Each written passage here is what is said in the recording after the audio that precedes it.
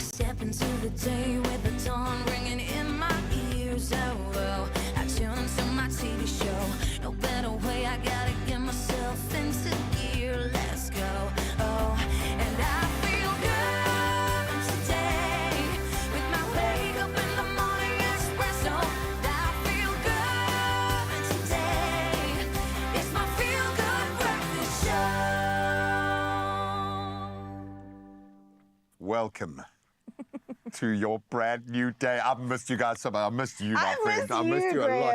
I know I haven't been really gone for that long. No, and the way you came in this morning with all the energy. In fact, take some more days off in future. I was like, Graham, who are you talking to? What conversation are we having now? I broke my brain. I had to think on a level this week that I've never been before. But hopefully you'll get to benefit from that this morning. Now, we are laser focused, we are energized, and we cannot wait to help you power through your week. And it's going to be a good one, from knowing when to rest and recharge.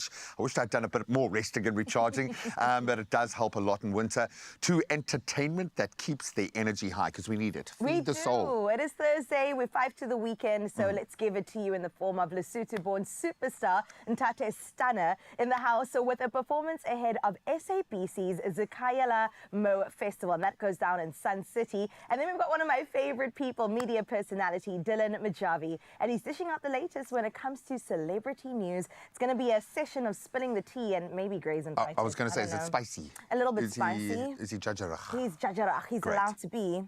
That's why we bring him in fact, and you can be as well. And then we are sweetening things up with a decadent chocolate cake recipe. Ooh. Sometimes you've got to back to the OG, and you're going to want to recreate this immediately. Like, I mean, move your meetings out, push out, maybe go to school a little bit later. No, you're not allowed to do that. I'm sorry, you're not allowed to do that. But we're going to have a whole lot of fun. And in fact, we're going to start a really interesting conversation. We're going to see which generation you belong to and how you're feeling about where you sit in the grand scheme of things. Is this like boomers versus Gen Z? It's a little something like that. No, I absolutely love conversations like that. So let's take it to the social media streets right now and start that conversation. And please, you guys can weigh in as well. But of course, we are not alone this morning. We have got our gorgeous friend in Johannesburg ready to officially kickstart the Klein Vrydag, because I've decided it's the start of the weekend already. Good morning, Zanele. Good morning, beautiful. Good morning, my beautiful Cape Town family. You guys look absolutely stunning this morning. I mean, as always, those are your things. But Mzansi, hello to you. We absolutely love the fact that you're tuned in with us so that we can always, as we do, get your day started off on the perfect note. So, Sanbonani, Molweni, Khoyamora, Avsheni, no matter where you are in this country, we speak the same language of good vibes, which is why we not only get into all of the great things you need here on your TV screen, but we also jump out onto the social media streets with the Good Morning Post. And today, we are doing old school versus new school. We want to hear from you, all in the name of #Expresso Show. Also, you can send in a voice note on 063-036-9649. And we want to hear, which generation had the cooler vibe? Is it the way back when, I don't know, flare jeans that kind of came with a little bit of those cassette tape vibes that have the, I don't know, old school grooves? Or is it Gen Z that has the AirPods and the AI and all these other things that honestly and truly kind of have the vibe from way back when, but with a little bit of a twist? You gotta send it through #Expresso Show. Send us that voice note and let us know, all in the name of the Good Morning Post. Right about now, though, we need to get up to date with what's happening around the world. So here are your news headlines. Thank you so much, Sanele. 3 minutes after 6 o'clock, let's get into your national news headlines first. Where retail trade in South Africa saw a 5.1% year-on-year rise in April, with textiles, clothing, footwear and general dealers leading the growth. Now, month-on-month, sales were up 0.9%, while quarterly figures showed a 3.4% increase compared to the same period last year. However, a 0.5% decline was recorded when compared with the previous 3 months. Despite the dip, analysts are encouraged by steady consumer demand and sector-specific performance. Now, the data reflects continued resilience in household spending and solid momentum in key retail categories. In other national news, KwaZulu-Natal has launched a digital procurement system to improve transparency and reduce fraud in managing its 158 billion rand budget.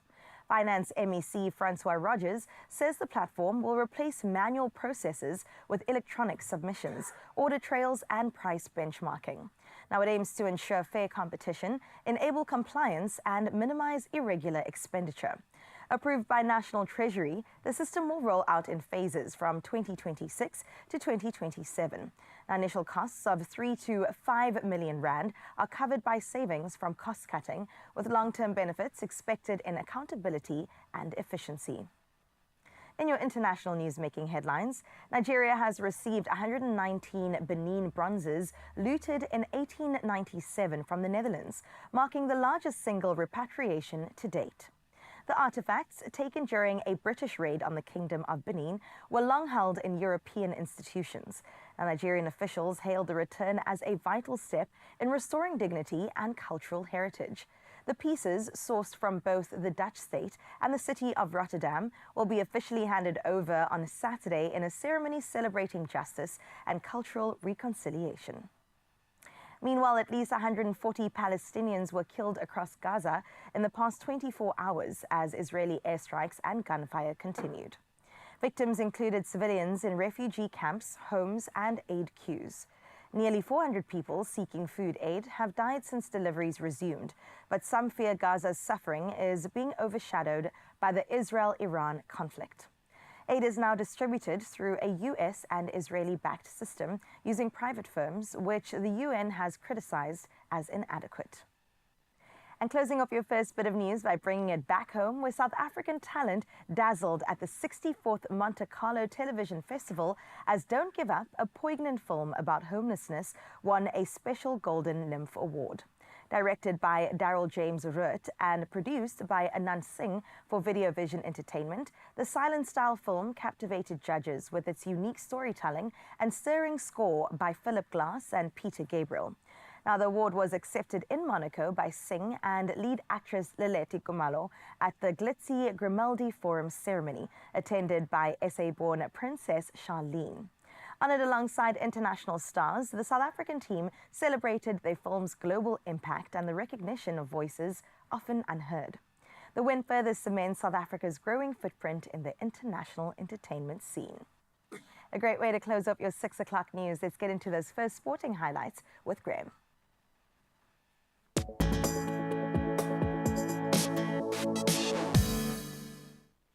Oh, Leleti doing it for us once again. So proud of you, girl. But before she steals all the kudos, let's head to the Proteas. And of course, thousands of jubilant fans did exactly that to welcome back our World Test Championship winning Proteas team at OR Tambo International Airport yesterday.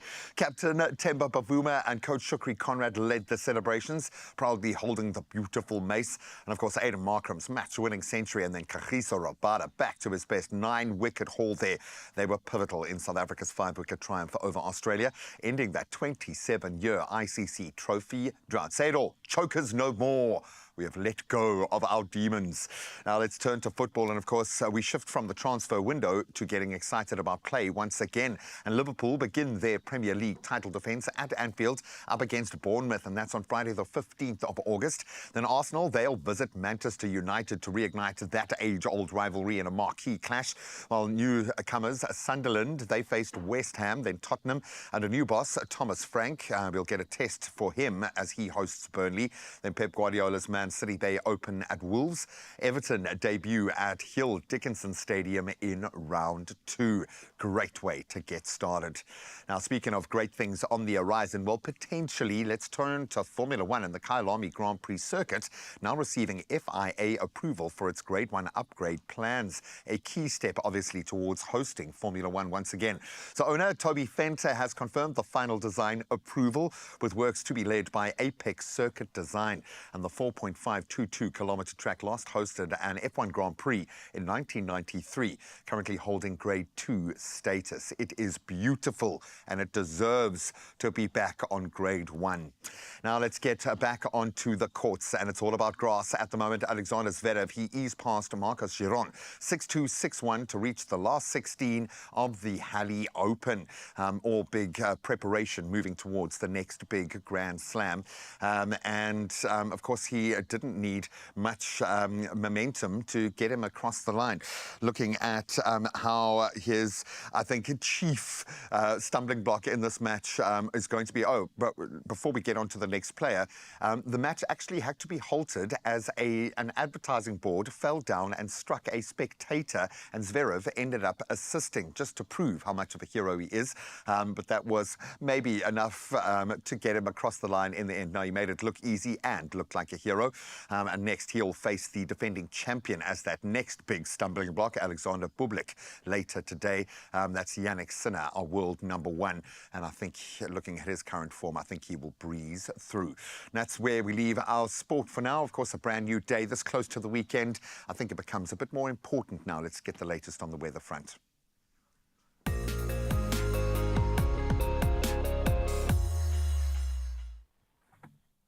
Thank you, G-Man. Let's look at your weather for now, where cold, wet weather is set to persist across the Western Cape into next week, prompting a warning from the provincial government. Now, residents are urged to follow safety measures as emergency services remain on alert.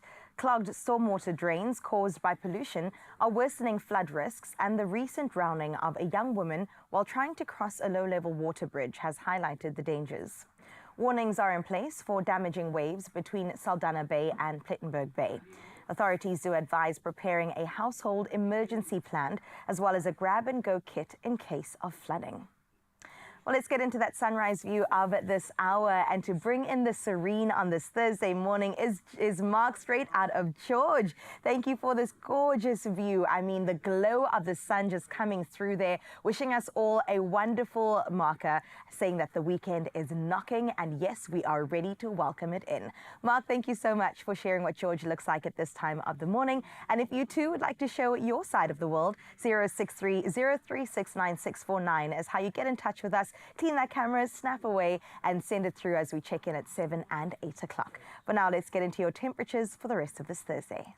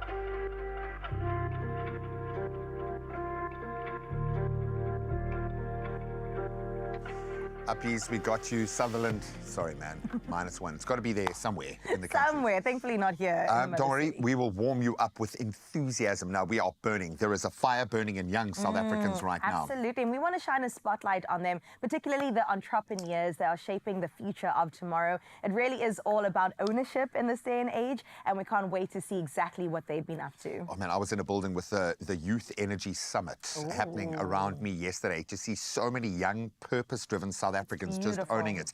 We're out there creating jobs. They're out there creating new sectors for themselves. Absolutely love that. And then we're going to take a trip inside, or maybe down the rabbit hole. Marinda Botha is going to take us through the mind-bending experience of immersive theatre. Does that mean you get to play along? I would love that. Are you a part of? You're the main character. Oh, you're always the main character, girl. Come on. It sounds amazing. But yes, I think we need to find out a little bit more. And Marinda will take us through exactly what immersive theatre is all about after this. Only you can make my day.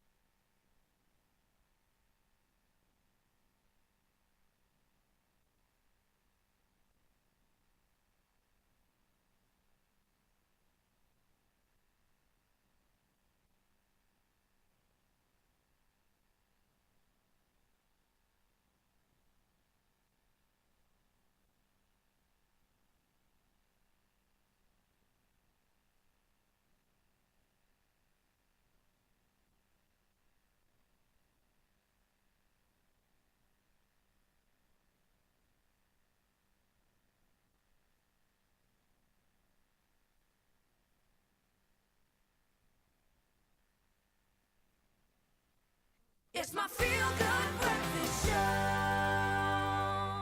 Welcome back, Mzansi, and a very happy Thursday to you. This is where we are going to get you into the weekend, okay? Because it's 5-2, and Friend happening this weekend is something that is so big, so exciting, particularly in the month of celebrating youth. Now, if you did not know, the Top 16 Youth-Owned Brands Awards is one that celebrates absolutely incredible young people that are doing great things in each and every one of their respective industries. And this is something that happens each and every year, but what I love about it most is that it brings out everyone to come together to really get into the nitty-gritty of those industries, from agriculture to creative and arts to absolutely apparel as well, and all of these different ways in which really the youth are owning the industries that they're in. So who are we talking to today? Well, the CEO of the Top 16 Yoba is here to tell us all about what exactly they're doing this year and why it continues to go from strength to strength. Everyone, let's welcome Pat Mahlangu, please. Pat, how are you? Oh, I love the energy. I mean, how can we not have energy for the Top 16 Yobas? Yay. Yay! How are you feeling? Very well, thanks in itself. I'm amazing, thank you. I mean, it's the Yeah. weekend. It is finally upon us. I mean, this is something you wait for each and every year. But I want to ask you, Pat, you know, where did the idea even come from for the creation of the Top 16 Yobas? So the Yobas were born out of my two passions, one being youth development. So I love seeing young people growing and building them. And I've been working sort of in the space, but not in the public domain, Yes. you know? And my other passion, which is brand, you know, building brands and working with brands. Yeah. So combining the two passions, that's how the Top 16 Youth-Owned Brands Awards sort of came into being. Yeah. And yeah, it's been a journey. I mean, now we are obviously gearing up for our fourth installment. And yeah, it's gonna be fire. It's going to be huge. And I say that because I remember I was there last year and there were such incredible personalities. And I think also just, you know, people who are growing into such giants in their respective industries, which is so beautiful because I feel like even your platform allows those people to be like, yes, I am actually doing the things. Here is my award. Absolutely. But talk to us about how entrepreneurship, you know, is actually a tool that helps to fight unemployment in South Africa, especially as someone that's been so involved in youth development. Yeah. So, I mean, I have an hypothesis, right, that a young person today that graduates from a university Yeah. or even a college stands a far better chance of getting employment at a youth-owned business than at a big corporate or a government institution.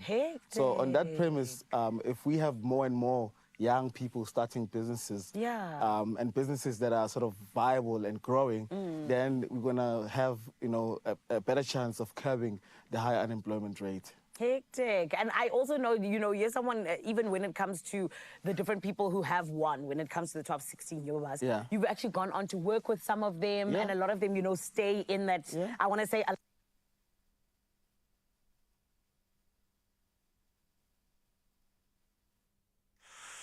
Oh, fear not, we will be back in Johannesburg in just a moment. But I had to jump in because I want you to win, and I want you to win big every day, payday. It could be the case in your life if you play your daily lotto today. Why? Because there is R500,000, 500,000 Rand sitting in the jackpot this Thursday. Klein Vrydag indeed. So please don't miss out. Go and get your tickets now. You can do it in-store when they open. You can go online, nationallottery.co.za. You can use their mobile app, or you can use your own cell phone banking app. And generally there's a little drop down, made it super simple. Or the simplest way, you can dial *120 *7529# for USSD. Any way you do it, just do it. And please, we'll keep those deets up on the Expresso social media pages, so you got no excuses. Go panda, push or play your daily lotto for that estimated 500,000 Rand sitting in the jackpot today. But it won't be there for long. Go and get it. Come on, I'll even give it to you this morning. No, we're going to compete. We're going to compete. No, there's no competition here. We are having a whole lot of fun on our show this morning. And yes, we are going to officially kickstart our Klein Vrydag. Carissa, what's coming up next? Oh, I'm telling you, when you say kickstart, that's exactly what we're all about, because we're going to figure out whether it's a success or a hot mess. What am I talking about? None other than our coconut dumpling curry. Yes, it's got some chili in it, so that will be your kickstart to this Thursday morning. Not only that, we have to enter into the world of immersive theatre making with the one and only Miranda Botha. I can't wait to get into the goodness of all of that. It'll come up in just a little bit. And yes, we've got some tools to go along with it. It's going to be quite a mind-bending experience. So we'll enjoy that straight after this. Only you can make my day.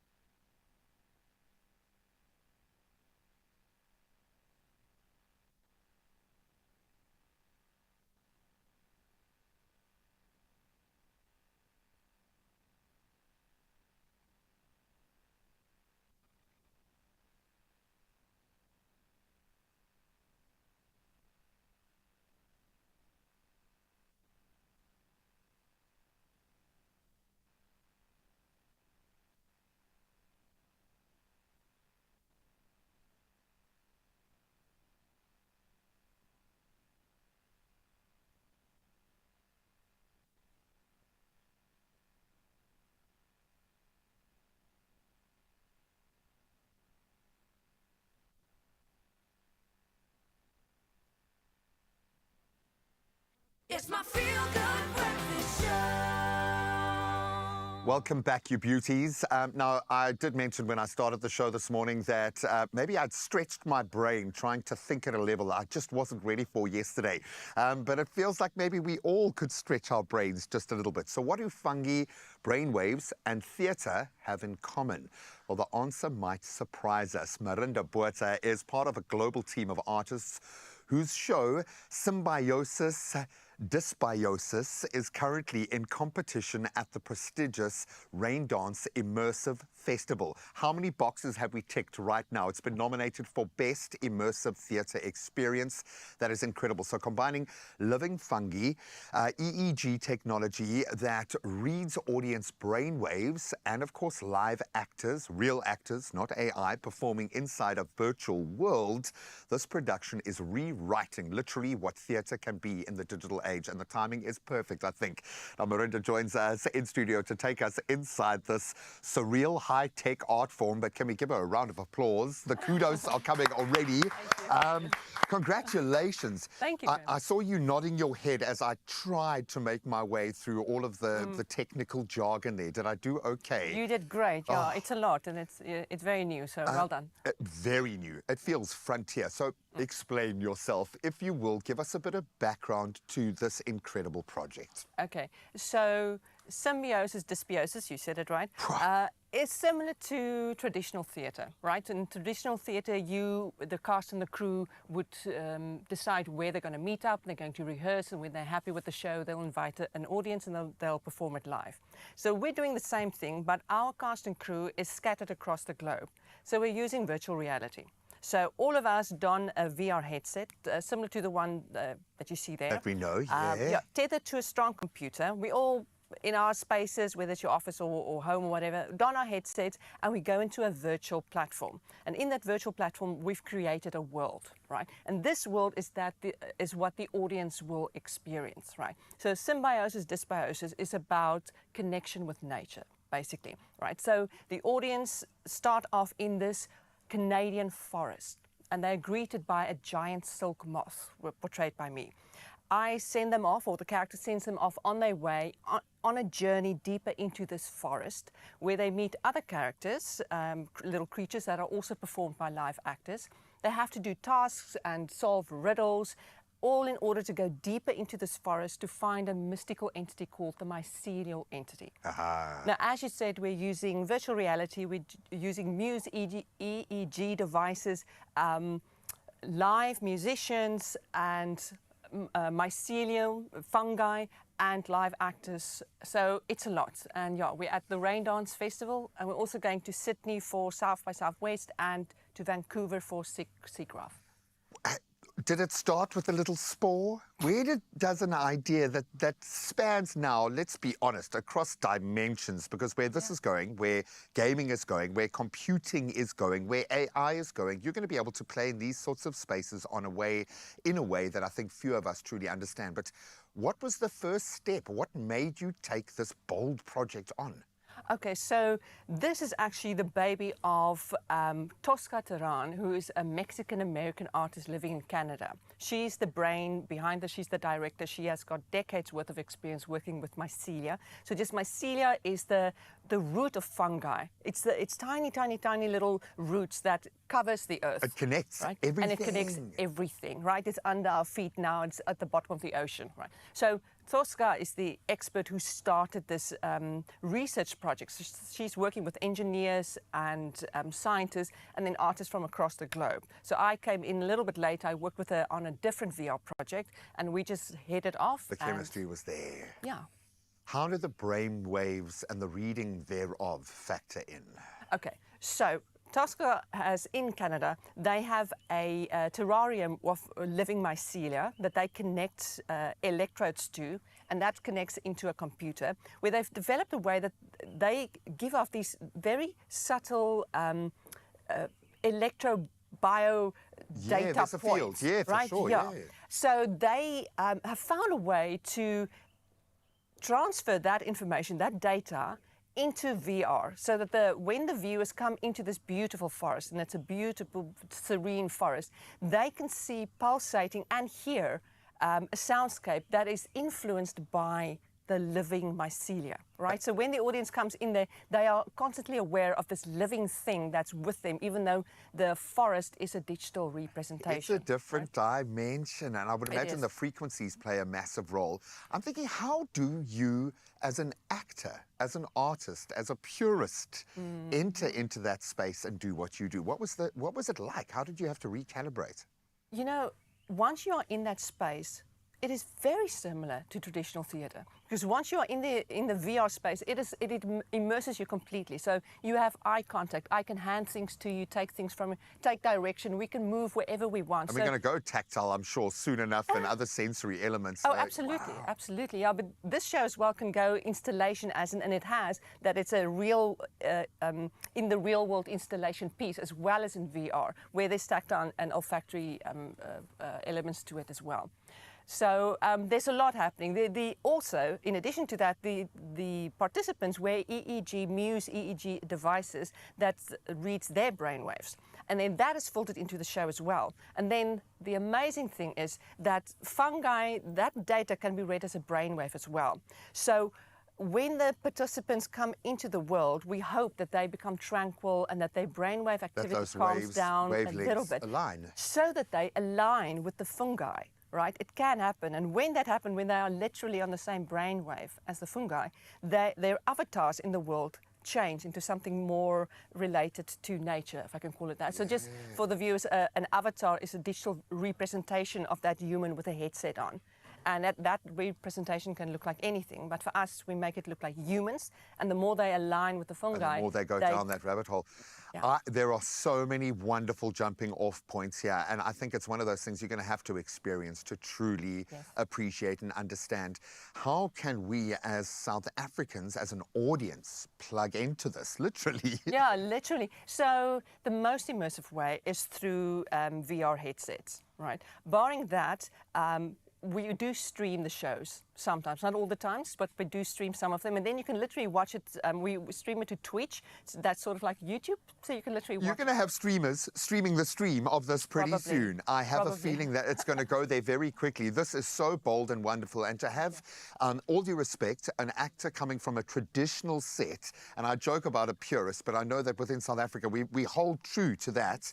It's time for an evolution, and this very much is it. I absolutely love it. I think we're going to have to bring you back on a weekly basis so that we can take you inside this absolutely amazing, from the Cape Flats to the cutting edge of digital storytelling. Marinda Botha is showing us that theatre doesn't just belong on stage anymore. It belongs in every single dimension. You can now explore symbiosis, dysbiosis at raindanceimmersive.com. Make sure you've got your VR headsets, or you can catch a live stream of the production, as Marinda said, on Twitch. No headset required. Jump on this. I feel that this has opened up a doorway into another quantum expansion in the arts, and we are here for that. Marinda, baie dankie. Thank you very much. Baie dankie. Sure.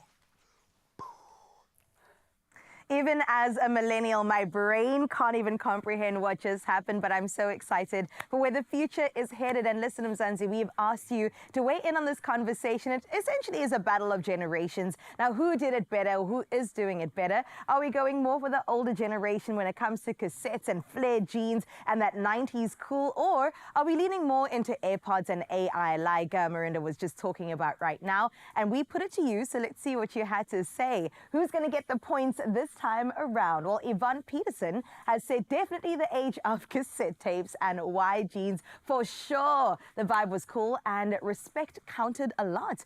Okay, the moral ground is definitely being brought in here. I like this. Mark Gavin, hello family. Good morning. My 80s generation had the cooler vibes. The age of flare jeans and cassette tapes and vinyl records, albums and long hair. What a combo. I feel like you've just painted the most beautiful picture that I can see right now. Let's see if anyone else weighs away there. Namabana, good morning to you. I'm a child of the 90s, and I have to say, there's just something special about the music and the fashion of that era. The age of flared jeans and cassette tapes is all about self-expression and individuality. What do you think? Well, we would love to know what you think, Expresso fam. Continue weighing in across our socials. I don't know, I'm sort of caught in the middle. I grew up kind of in the 90s, but I'm definitely here for all the new technology and definitely the new generation that's doing the most. And speaking about, we have to touch base with that conversation out in Jozi once again, shining a spotlight on youth-owned brands that are shaping the future. So Jozi, take it away.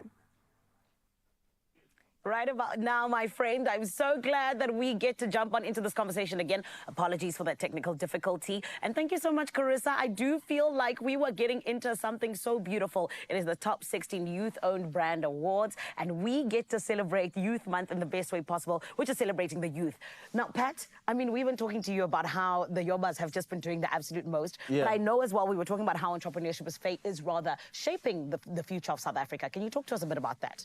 Yeah, I mean, entrepreneurship is the only hope and option that many young people have today, you know, to become economically active. That's true. And we do know what the consequences or the negative impact of having a high unemployment rate. I'm not sure when last you looked at the numbers, but now over 60% of young people are unemployed. And it's, some experts say it's a ticking time bomb, you know. Really? So we really need to, you know, get our hands dirty and really support youth entrepreneurship. 100%. And I think it's also very discouraging for young people, and it comes with a lot of challenges. Of course. So can you talk to us about what exactly it is that young people face when it comes to the challenges of entrepreneurship?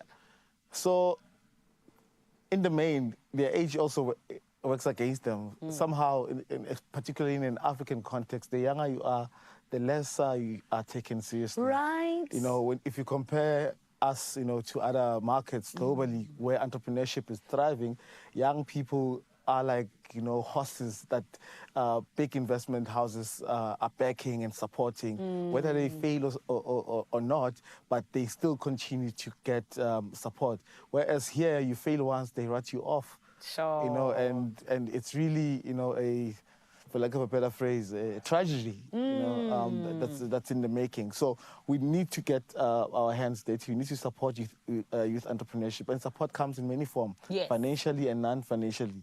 You know, if you have a young person rather, being a service provider to you, the least you can do for them is to pay them on time. Right. You know? What is this 90-day period, Sana? Exactly. Cut that out. Yes. We all know that cash flow is the lifeblood of any business. That's true. Once you run out of cash, you're out of business. So at least to pay young people on time. Yeah. You know, another thing is involve young people in the big conversations about the future. I love that. You know, you have old people making decisions without young people. They know they're not going to be here. About young people. Exactly. Yeah. Don't they know they're not going to be here, Pat? That's so funny, but true. However... Because now we're talking about Vision 2063. And darling, you are 63. However, but I really feel like, you know, it's really so incredible to be able to speak to someone like you who actually has the insight. And this is why I have to ask you very quickly, just what are some of the success stories that have even emerged from the Top 16 Youth-Owned Brands Awards? I mean, there are plenty. If you look at some of our winners before and after winning a Yoba, worlds apart. But in the main, I mean, there's a young brand called Delivery Speed, you know, that that is in the logistics space, and they actually just featured on one of the biggest banks, TVCs, you know, which is a big deal. And also, since winning a Yoba, they've just been on the up and up, and they've been growing. Now they have 3 warehouses across the country: Cape Town, Polokwane, and Joburg.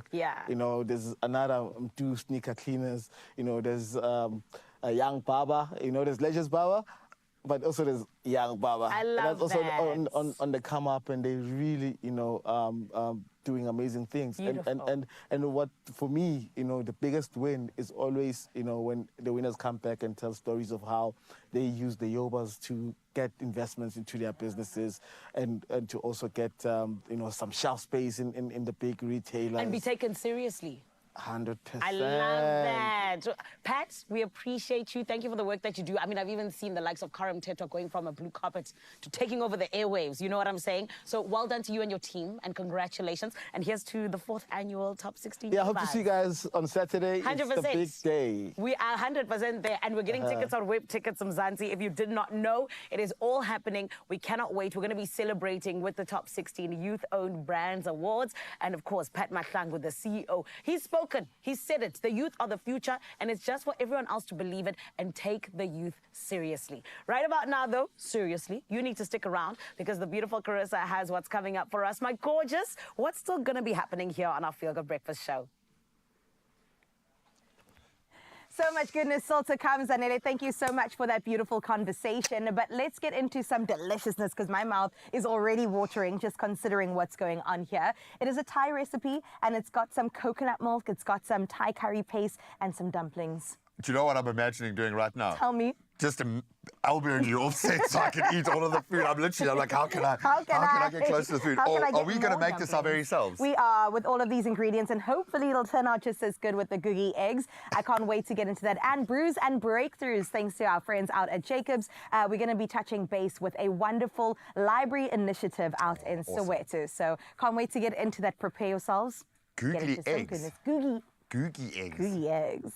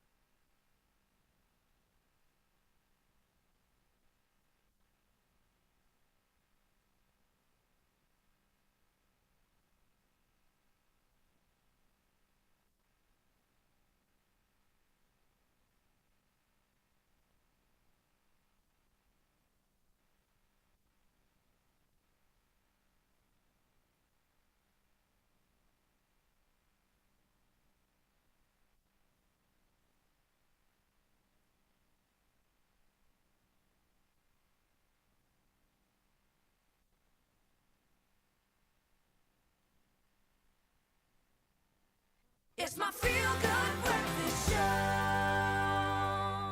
Welcome back. It is your Feel Good Breakfast Show, and we're going to make you feel great right now because have you ever seen the viral coconut curry dumpling soup taking over social media? I have. I've been obsessed, and if you have not, I'm telling you that I'm going to show you something delicious today. It really is everywhere, and it can be in your kitchen too. And today we're putting this internet famous recipe to the test to find out if it's a certified success or a hot mess. Yes, we have our paddles, and we shall decide. I'm just going to proclaim it. I'm sorry. Nothing. You can't have pieces on the board like this. You can't go wrong. And the heading for anything other than success. Absolutely. This is a wonderful. Now, I'm not really on TikTok, but I'm TikTok famous. You are so TikTok famous. I'm headed that way.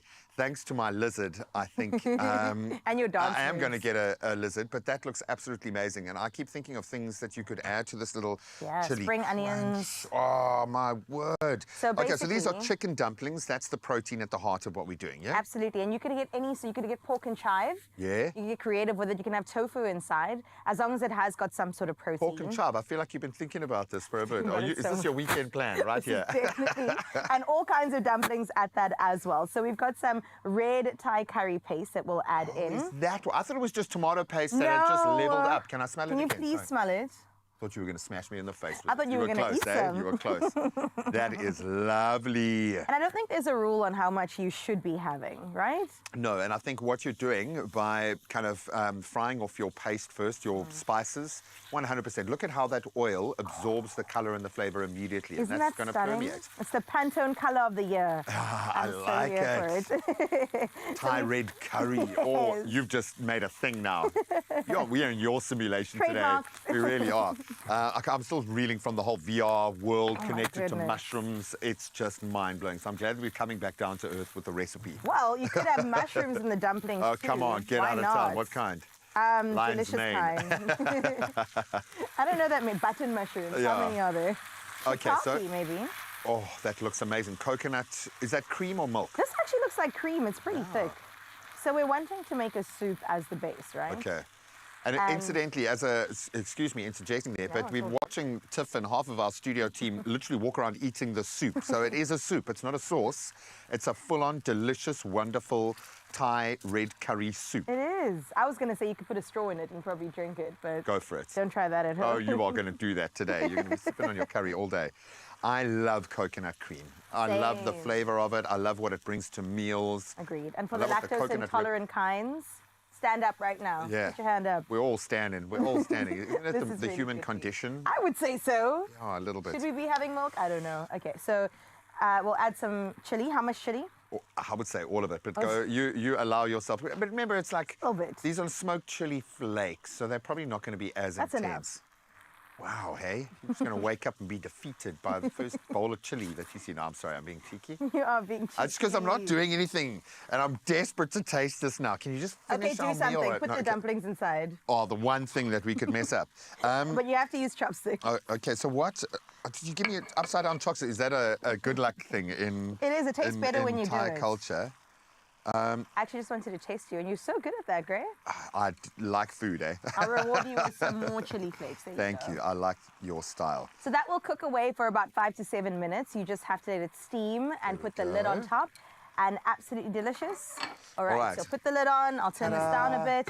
We'll finish it off with sesame oil and some sesame seeds to just have that umami Yay. flavor. And then please, can we taste it now? We can, but where are your chopsticks, yo? Oh, there. I've got there. them. Is that okay to eat with? I don't know. I come from that generation with cassette tapes.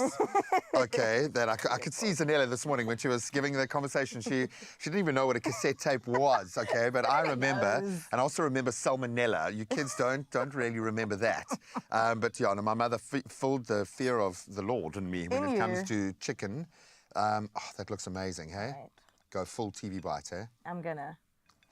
Are you? I'm gonna go half. Let's see. You know what? It's a soup you eat with your spoon, man. You do. All right. I feel like cheers. I'm underserving myself now.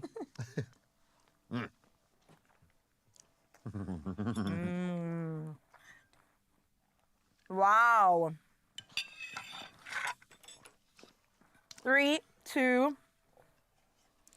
Absolute success. I'm going to hold it like Conan, the I will barbarian. eat with this too. That's Oh, my word. You could actually, can I lie down on the ground and you just pour it down into I will my do face? that for you, Gray.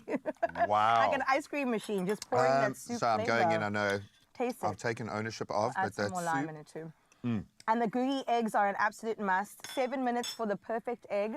You want a little bit of softness on the inside. Anything Ooze it. more, you're not doing it right. This is perfect. this is, I think, the most flavorful TikTok recipe we made. Ever. Boom. And the most doable Done. too. ExpressoShow.com. Make sure that you make it right now. I know Zanette is feeling a bit jealous. I know you're listening. It's fine. We're going to eat on your behalf, but continue with the show as we This one's enjoy for you, this. Zan. Just for you. Oh, yummy. Okay, I'm going to go. And we... Okay, so listen, I have been sitting here reading about these incredible guys and getting to know a little bit more about them because honestly and truly, my friend, when we talk about local heroes, Tammy and this incredible king as well, Tsepo, are doing the absolute most. Now, when we even talk about just sitting and having a warm cup of coffee, particularly in winter, we know that when it comes to Jacobs, all the most important conversations and warmest conversations happen over a cup of coffee. So what am I talking about? Well, in the heart of Zondi, Soweto, this is where we find two men who have taken their love for books and taken it into the community, where we find now that, words on a paper don't just build knowledge, but they build a community as well. And this is all about their incredible cafe, where they are allowing everyone to really just fall in love with reading, but also be able to just have that community of readers around them, where they can just share knowledge and be absolutely about these incredible stories that are being told in the most wonderful ways. And today we get to spotlight these two kings, and it's all thanks to Jacobs. So everyone, let's give them a feel-good welcome, please. It is none other than Tami Mazibuko as well as Tshepo Tswadi. Ooh, forgive me. Hello, gentlemen. How are you? Fine, thank you. How are you, Mrs. Amazing. Thank you, guys. Well done. I think you're doing something so incredible. And I want to quickly just get to the beginning of it, get to the root of where this love for reading actually came from. So, Tami, talk to me. How did, your journey with books begin, and when did you decide that you want to give it to the rest of everybody? Thank you, my sister. The love of books developed while I was in my teens in high school. I used to stay in Yeoville and in Johannesburg. Yes. So I used to frequent libraries in Johannesburg and Yeoville. So I fell in love with books and literature. And then I moved to Soweto around 2018. There's no bookstore, there's no libraries. I was like, no, let me start something for my community and share my love of reading and books with the community. Wow. So that's how I started with my own books. I had about 12 books in a space. And then I started spreading the message to my friends, like, guys, join me, bring books, let's build a library for the community. Yes. That's how it all began. That's so beautiful. And I love that it's something for the community that was built by the community. Do you know what I mean? And this is why then, Tshepo, I have to ask you, because I feel like, when we talk about reading, it is something that really just, it offers people, like I said, knowledge. But what do you think your guys' book cafe is actually to the community? What does it offer everyone? Oh, no, if I could take it back, well, I'm a professional tourist guide by profession, Yes. So I'm looking back, June 16, our community, South Africans died, for the right to education, for the right to literacy. Yes. And then seeing our community, people from all walks of life, from young to old, everyone getting to the spirit of reading, because people have a yearn, for knowledge, for reading. So having a space like that, that's where, it becomes so amazing, because initially there was a bookstore, but then people felt that they needed a library, a space, a hub, which is their own. Yes. So I encourage everyone to come in and pop by us, and then you can see that, South Africans, Sowetans, they've got a love for reading. Yes, that's so beautiful. And please can I tell you also, I think we actually forget sometimes just how much it was hard fought for when it comes to things like knowledge. I remember Uma Usisi that used to look after me, she told me about how her school, they only got up to grade 3 and then it came and it was closed down. And those are the stories that we actually forget about. So thank you for taking it back to that, because that's such an important part of our history. Yes. But where we find ourselves now, gents, talk to me about, the Soweto Book Cafe and what exactly is the most rewarding part of it, particularly for you. Let's start with you, Tami. The most rewarding part is seeing young children come into the place and really appreciating books, taking a book, sitting down and really reading it. But the most important part, seeing an uncle. Yes. There was an uncle who said to me, I want to come and read books because I don't want to be drinking all the time. That's right. Getting books, it keeps me away from alcohol. So we bringing change, small change to the community. That's not a small change, that's a big change, Tami. I love that. And what about for you, Tshepo? Well, same as, my colleague Tami has said, because it goes back to the community, like the expressions that they get, so that gogo coming in, to us and then asking for the grandkids to come and then help them with homeworks and then reading, so you can see the direct impact that we have on the community. So that in itself, just priceless and priceless, I love that. Tshepo and Tami, TNT, you're explosive. I like your work. It's beautiful. And honestly, I also feel like, this is something that really is so special because, like I said, built by the community for the community. But very quickly, how do you guys actually get the book cafe to keep going? Is it through donations? Is it the community? What is it? Yes, we rely on donations from the community and our own money. So we try and sell books and get book donations and do other events just to promote the space. We also have an upcoming Soweto International Book Fair on October. So we are promoting literacy in the community as a whole. I love that. Well, gentlemen, I mean, we did say we're having this conversation over a warm cup of Jacobs. So I think let us drink to the incredible thing that you have done. Even a young cheers, I think, just because we can.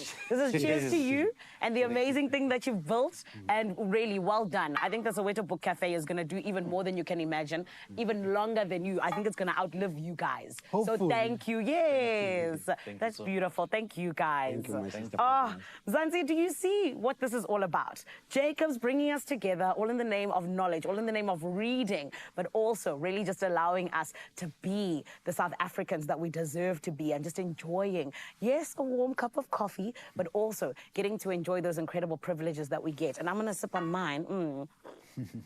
And while I do, don't forget, it is really all about those brews and breakthroughs that Jacobs allows us to have, with us being able to have these incredible opportunities. And a huge shout out to the Soweto Book Cafe for the great work that they are doing, and Jacobs for jumping on and being a part of it. But right about now, my friend, we still got a whole lot to do. However, I hope you're enjoying your Jacobs this morning too. Who says no to a cappuccino? Jacobs, wunderbar. I just realised you've got the hair for the Jacobs commercial. You could have been in the Jacobs That was commercial. me, actually. I think I would have got a call back, but they wouldn't have used me in the ad because I don't have the hair, man. No, we are here for these kind of conversations. We're going to introduce you to another inspirational space, the A Lady Home, doing amazing things. Oh, speaking about introducing, we've got Dr. Diana Weyer also standing by, talking about contouring from the inside out as we warm up our insides with some of this. Delicious. I have to explain Get your himself. cup of coffee. We'll see you now.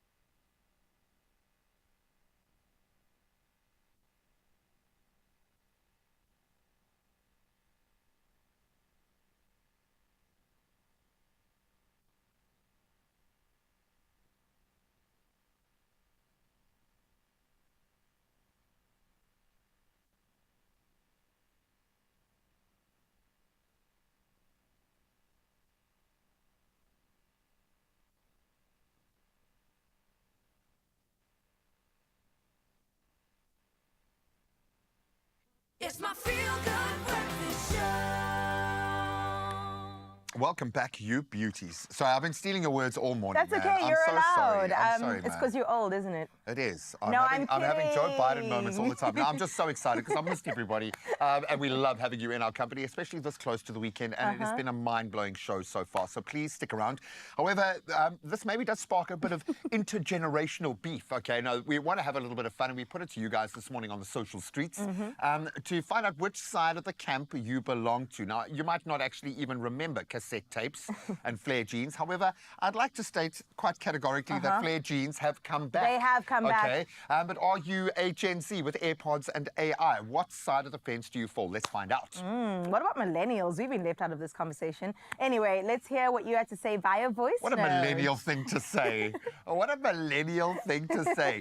And of course, you can drop us a note. You can head over to any of our platforms. At Expresso Show is the handle to Yes, use. please. Have a little bit of fun. Throw a little bit of shade. Yes, you can include millennials. In fact, what makes a millennial? I think it's anyone between the ages of 28 and 37. I was going to say a sense of entitlement, but I don't know. Maybe you can weigh into the conversation. I do remember things as I play my son Star Wars. We've started at episode 4, so he doesn't get like what CGI is. I want him to see what happened before I was even born, when they had like cereal boxes painted as the moon kind of thing, to see what the creative mind is capable of. This is true. But what I do love about that that area is we got real stories. We got slow-moving animation that doesn't break your brain. Oh, spoken like a boomer. Yeah, exactly, you know. And now she's going to feel entitled that she needs animations that don't scroll too quickly. No, we're going to have a whole little fun with that, so please weigh in. And maybe you can have a whole lot more fun Oh on my this Plain goodness, Freighter. absolutely, because every day could be Kepe Day when you play Daily Lotto for an estimated 500,000 Rand jackpot this Thursday. Yes, we're going to make it rain. Don't miss out, okay? Buy your tickets now in store on nationallottery.co.za. There's the mobile app, cell phone banking, and then simply dial *120 *7529#, and that's for USSD. And seeing as we are taking you down the social streets, you can stay there and find all of these details on all of our Expresso social media pages right across the board. No excuses. Panda, Pusher, play your Daily Lotto for that estimated 500,000 Rand in the jackpot today. It should be yours, actually. Yours. Come We're on, you claiming deserve it. Exactly, just for you. And thank you so much for choosing us on this beautiful morning. For now, though, we have to get into some official duties. We are going to get into those news headlines, so I'm going to step out of frame. I'll be back in just a moment with a little bit of sport. Oh, thank you, Gray. Well, let's get straight into it with your national news headlines first, where civil rights group Outer is urging Transport Minister Barbara Creecy to suspend fines and temporary license fees for motorists affected by the ongoing printing backlog. With over 700,000 cards delayed due to a breakdown of the country's only card printer, Outer says it's unfair to penalize those who applied on time. Now, they propose accepting proof of application during law enforcement stops. The group warns that repeated fees for expired temporary licenses are unreasonable and calls for a practical, compassionate solution.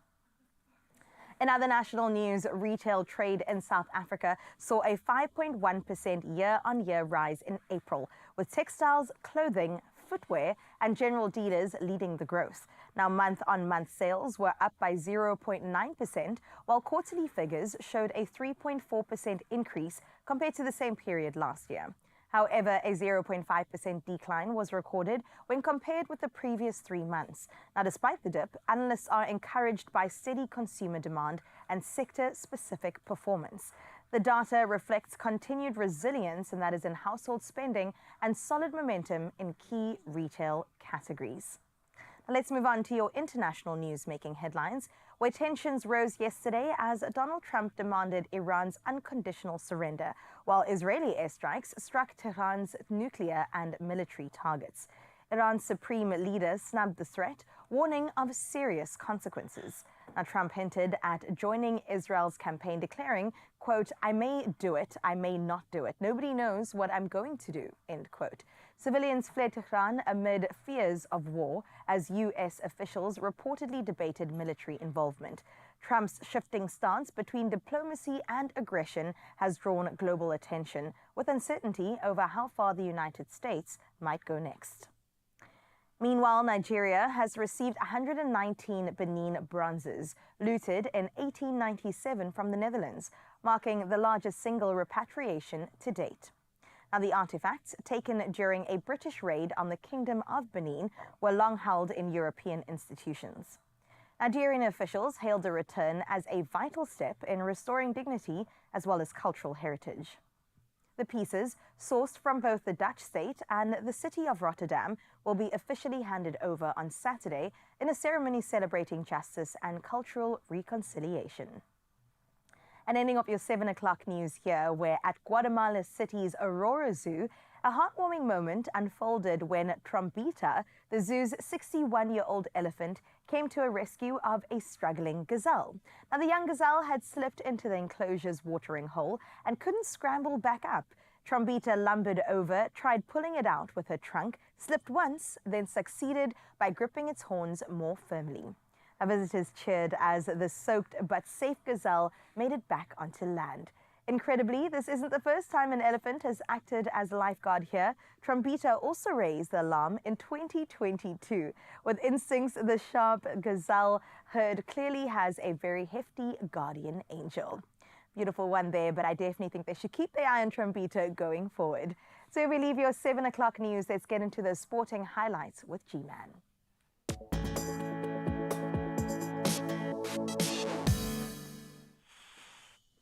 Ain't nobody gonna trump beater. Or maybe it could be the Proteas this morning. And of course, thousands of jubilant South African fans welcomed them back. Our World Test Championship winning team at the OR Tambo International Airport yesterday. Captain Themba Bavuma and coach Shukri Conrad led the celebrations, proudly holding the beautiful mace. And of course, Aiden Markram's match-winning century, and then Kagiso Rabada weighing in with 9 wickets, all pivotal in South Africa's 5-wicket triumph over Australia, ending that 27-year ICC trophy drought. I remember. Now let's move to football, and we can get excited about the on-field action again as Liverpool begin their Premier League title defence at Anfield up against Bournemouth, and that's on the 15th of August, a Friday, to get us started. Then Arsenal visit Man United in a marquee clash, one of the oldest, most intense rivalries. Then newcomers, Sunderland, they're back in. They face West Ham. Tottenham, under new boss Thomas Frank, they host Burnley. Then Pep Guardiola's embattled Man City, they open at Wolves. Everton debut at Hill Dickinson Stadium in round 2 as well. So off to a flyer. Now, hopefully, the same will shortly be said of the Kyalami Grand Prix circuit. Why? Because they have now received FIA approval for their Grade 1 upgrade plans, a key step towards hosting Formula One once again. So owner Toby Fenter confirmed the final design approval, with works to be led by Apex Circus Design. And the 4.522-kilometre track last hosted an F1 Grand Prix back in 1993, currently holding Grade 2 status, but we are hoping not for much longer. Now let's get back on court as Alexander Zverev eased past Marcos Giron 6-2, 6-1 to reach the last 16 of the Halle Open, breaking the American 4 times in the process. But what really stood out, the match paused briefly after a falling advertising board actually struck a poor spectator. And of course, being the hero that he is, Zverev assisted. And as a result, he'll now meet Italy's Lorenzo Sonego. That's after the win, not helping the fan. And then elsewhere, top seed Yannick Sinner, he marches on next, facing defending champion, in fact, Alexander Bublik, and that happens later today. So watch that space, but that's where we leave our sport for now. No traffic to report on, thankfully, just yet. Let's see how the weather is feeling outside.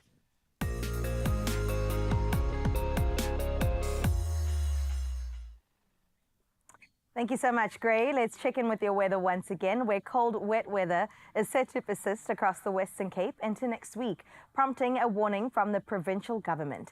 Our residents are urged to follow safety measures as emergency services remain on alert.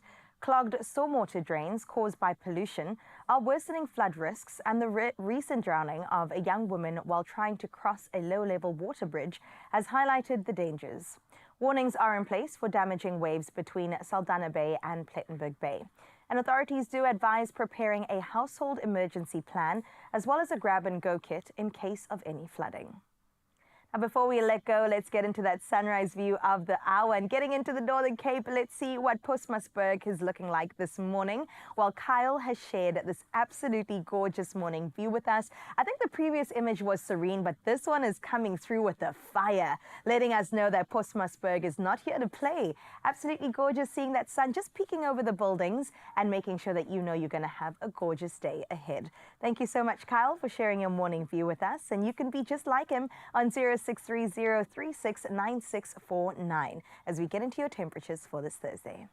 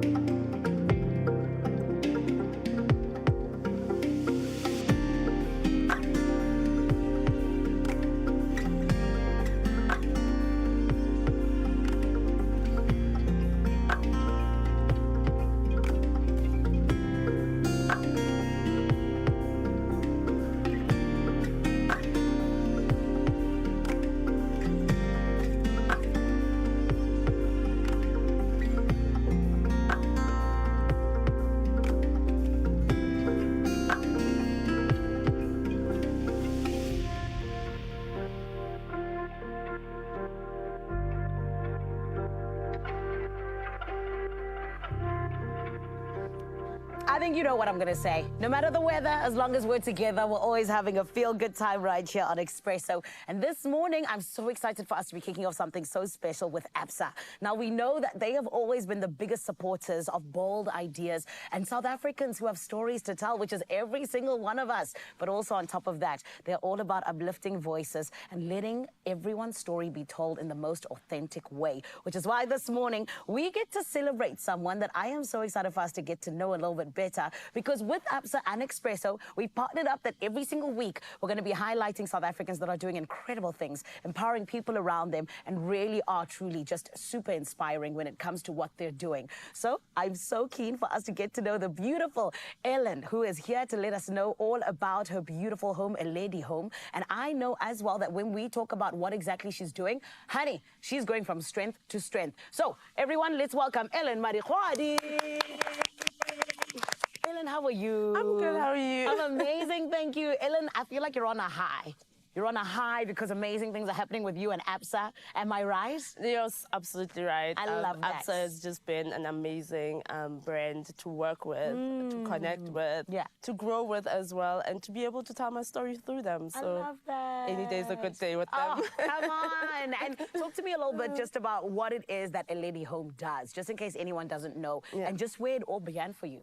So Lady Home is it's a brand, right? So we want to bring identity and uniqueness in homes. So that we do through our handcrafted pieces. Yes. That each piece that we create tells a different story. So each piece that we create is unique. So when you have, like, for example, our bowls, you walk into your home, it's each piece, it's unique for you. You get to tell your story. You get to style it how you want. It gets to identify with who you are. So your home start becoming that personal identity to you. So where it started from just unemployment.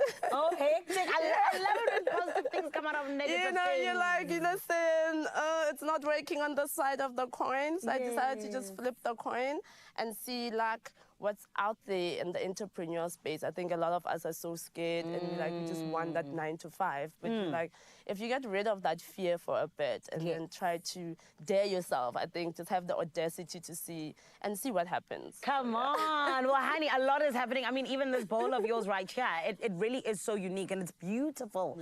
But you got to actually showcase some of your things at the recent ABSA X Red Fest festival that happened literally 2 seconds ago. It was over the weekend. It was just over here. Yes.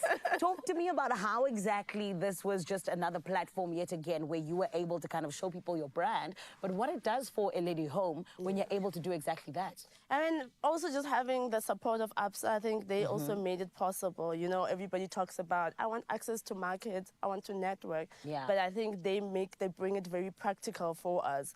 So being at the art festival where we are also creating art things, it's like such an amazing experience because you get to hear people's stories, you get to listen to what matters to them, and you get to connect with other artists. I think that's also one way of like engaging. So you're getting this access to networks that I would normally not have access to, but having ABSA as well come through and say, yo, come.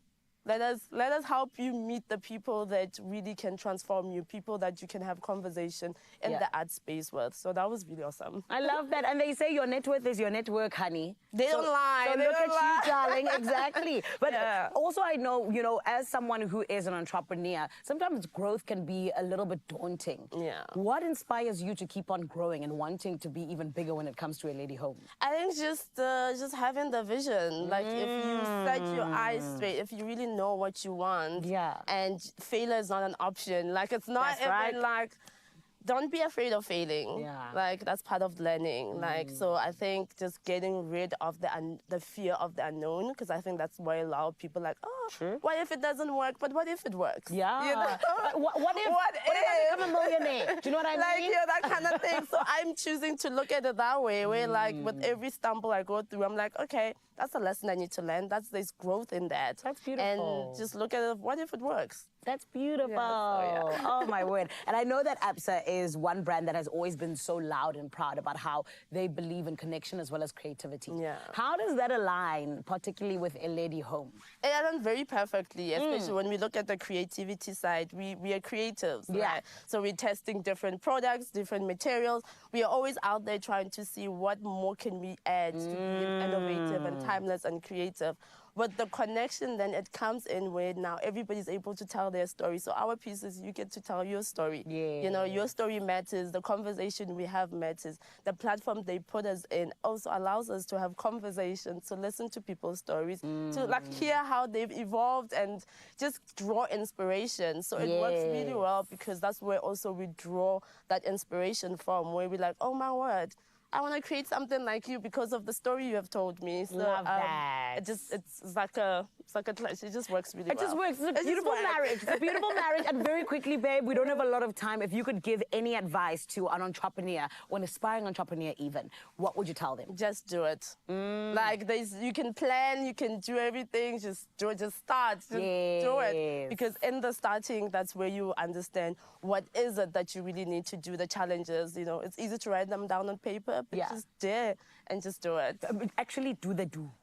Start now, not now. tomorrow. Now, you want to open that business, register it now. Start now. I'm starting a business now. I don't know what it is yet. I'm starting it. Thank you so much, Ellen, and congratulations, my love. Of course, it is A Lady Home that we got to spotlight today in this beautiful new partnership with Expresso and ABSA, where we get to highlight what it is that incredible South Africans are doing, and honestly and truly, just like ABSA always says, telling those stories, because your story matters. So next week, we'll be getting into yet another one. But my friend, it is always just so beautiful to be able to see how there are people who are actually living out their dreams and who are inspiring all of us to do exactly the same. And it's all thanks to ABSA.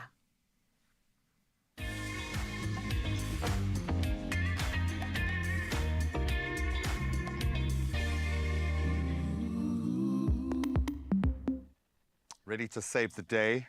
Catherine Day is here. We have been having so much silly fun in the kitchen. We thought we'd bring in a nutritionist, a registered dietitian to please help us do it properly. Is this the healthiest breakfast we could ever have, ever in our life? Oh, it looks amazing, doesn't it? I love all the plants and protein, you know, on the plate. By plant, she means this. It is a spinach leaf. It's a baby spinach. Catherine, thank you so much for being here. We are going to, put together a beautiful Avo-inspired bulgur wheat breakfast salad, if you will. A bowl. It's a bowl. That sounds incredible. And I love that you're working from the inside, because we're also going to be doing that with Dr. Dion Vessels. Contouring from the inside out. Yes, we're taking care of our bodies on this beautiful Thursday. Dion Vessels is going to stand by, and we can't wait to hear what he has to say. With Catherine Day, too.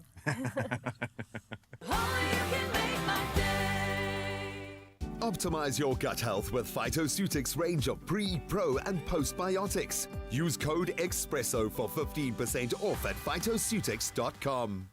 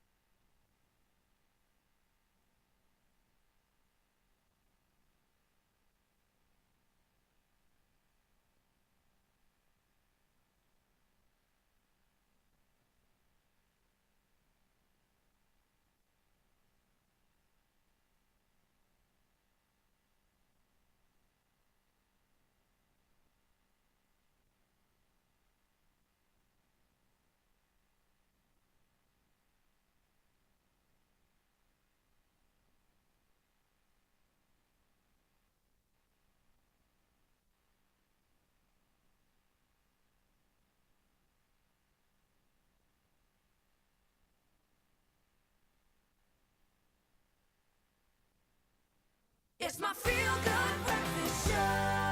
Oh yes, Mzansi, welcome back to some healthy conversation. And let's be honest, looking good doesn't need to be that hard, especially when we look at the future. We've got everything from healthy weight loss, body contouring, and the likes, and that's what today's conversation is about. So, of course, we had to bring in some big guns and some family at that. So we've got Laura Johnston, our CEO of Phytoceutics, along with Dr. Veyers, who is someone that's doing incredible work in reconstructive surgery, in liposuction worlds, and all the things that allow us to kind of contour our body in a unique way. I'm still learning about this, and that's why I'm so grateful that both of you are here, because I want to find out about this world. I see such a big trend since I got into the gym scene of people wanting to look shredded, to have fat reduced in certain areas and specific areas of the body, just to maintain that perfect physique. Now, we look to the future, and you've got this interesting 360-degree contouring system, and I'm dying to know more about it, and I'm sure Mzansi is as well. So, Doc, what's going on in this world, man? Well, yeah, there's a lot of developments. 360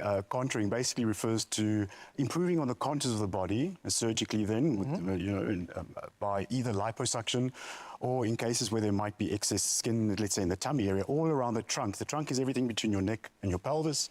So it's really to contour the upper back, the waist, snatched waist, love handles. This is more probably a female shape. And in the front part then, because it's a cylinder, you don't want to maybe have a flat tummy, but then there's a muffin top still at the back. Yeah, for a female post-pregnancies, the stretched skin, stretch marks, stretching of the muscles. So it's really to bring all of that back into the, how can I say, pre-pregnancy, more youthful contours. But also beyond pregnancy, I mean, I see Jen speaking about us all the time. I'm gymming, I'm dieting, I'm trying to do the work, but there's just a stubborn area that we struggle with. I know, like under the arm, behind the back, on the belly. So this is something that essentially is that final phase in getting rid of those extras that you don't want? Sure, you get that too. I mean, it's like, if you social media out there, it's, it's taken things to a whole different level and striving for perfection. People would often think, it's just the people who might be overweight who are the ones wanting these contouring procedures. But no, men, and a big part of the male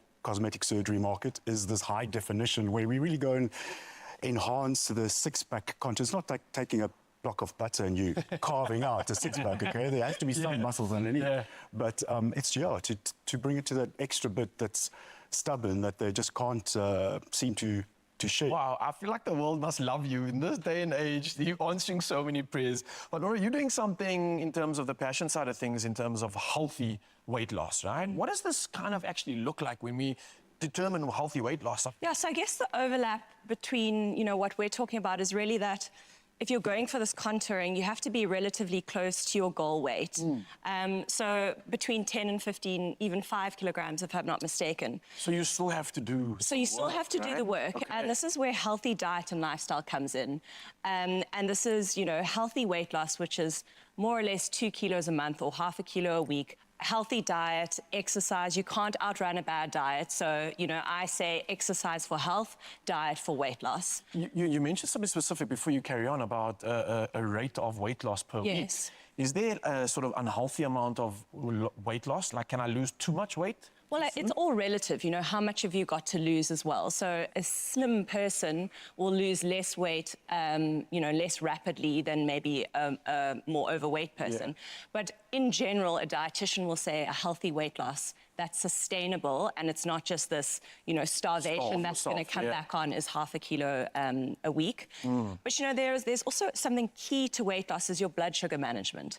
So if your blood sugar is all over the place, you're going to have cravings, you're going to be hangry, you're going to have energy spikes and dips, you're going to store fat. So there are natural, compounds like berberine, for example, which is known in the social media world as nature's Ozempic.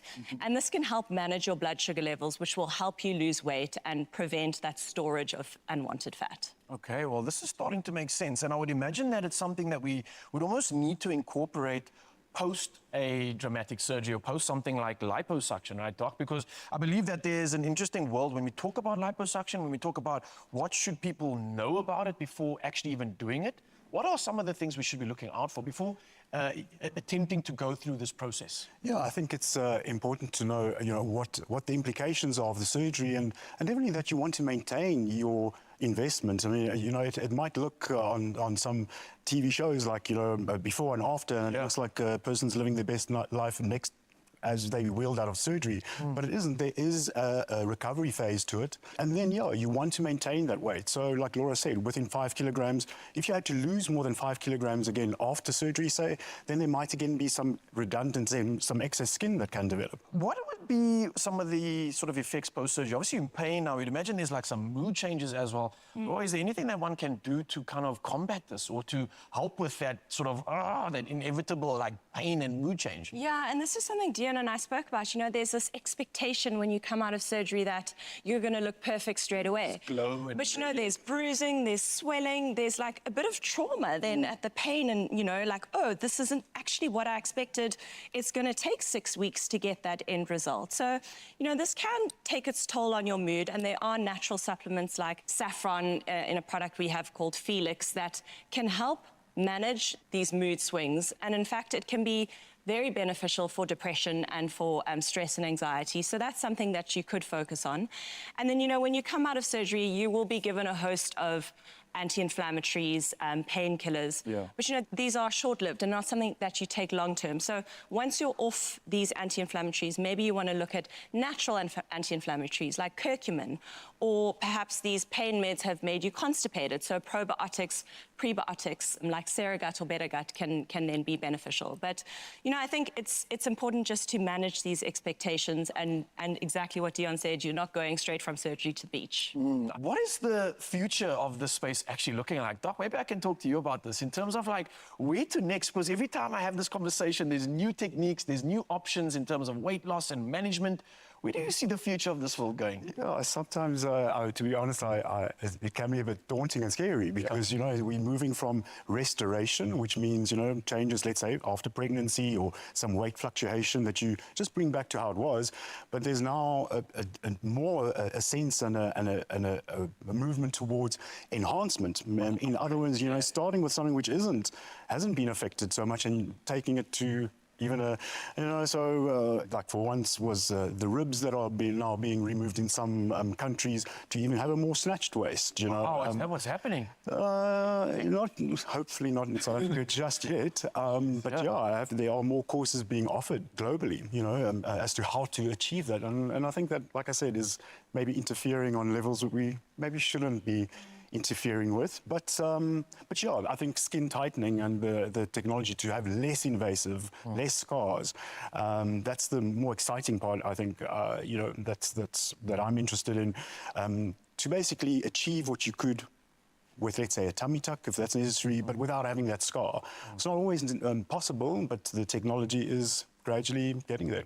Well, look, I'm pretty sure you are changing lives, and both of you are doing that, both from externally and internally. And I think there's so much that goes into the system, that goes into making us who we are. And we focus so much on that aesthetic, and I think it's crazy to think that there's a world forever changing and there's so many options, but I'm grateful that we can do some positive maintenance, that we don't have to always do something as drastic that we think, but we can really find information. And I think that's what's key, Zanzi, is that we inform ourselves before making these drastic decisions, that we empower ourselves with knowledge. And if you want to do that, then I'd suggest heading over to phytoceutics.com, because they literally have a plethora of information, a plethora of tools that can assist you to hopefully thrive and live out your best life. Optimize your gut health with Phytoceutics range of pre, pro and postbiotics. Use code Expresso for 15% off at phytoceutics.com. All right, so let's work on, I think, for me, the center of health, our gut health. It isn't just a wellness buzzword at the moment. It is the foundation of our overall well-being, from digestion to immunity. That's where it starts. Even your mood. A happy gut supports a healthier you. It's all interlinked. And guess what? The humble Avo could be that key player in building a thriving microbiota. I've said that wrong, but we will get a registered dietitian and good friend of the show and author Catherine Day to chat all things gut health and Avo, while giving our breakfast bowl a gut-friendly glow-up, let's call it, with a vibrant Avo bulgur wheat breakfast salad packed with fiber, with flavor and goodness to fuel your morning. I feel like you deserve a round of applause. But we don't have a live studio audience. I'm so sorry. Okay. But hopefully you guys at home are cooking along with us. I love this. I love this for so many reasons. I love the fact that I now see this as being delicious, because we are leaning into gut-friendly food. But why the gut? Before we launch into this, why is it so vital that we do focus on gut health? Well, you know, we have trillions of microorganisms living in our gut, and they play a really important role. They're not just bacteria living in your gut. They actually help you digest your food, and they're involved in your immunity. It's a symbiosis. Exactly, yeah. And I mean, did you know there's a hairline layer of cells thick between your gut microbiome and your body's immune system? So it really is your first line of defense when it comes to even things like, you know, staying healthy. Can we say that your gut is part of your immune system and just cross that line because it feels like the two work hand in hand? One area where we normally fall down, and I'm sure this is where you really struggle, is we make our healthy food bland or uninteresting. Not this. It looks amazing. Okay, so where should we begin? I suppose you're on compiling station. Okay. Should I fry an egg? Yeah, that sounds like a plan. We, of course, are introducing avos in as many ways as we can. I love cooking with it from a versatility perspective, from a flavor perspective.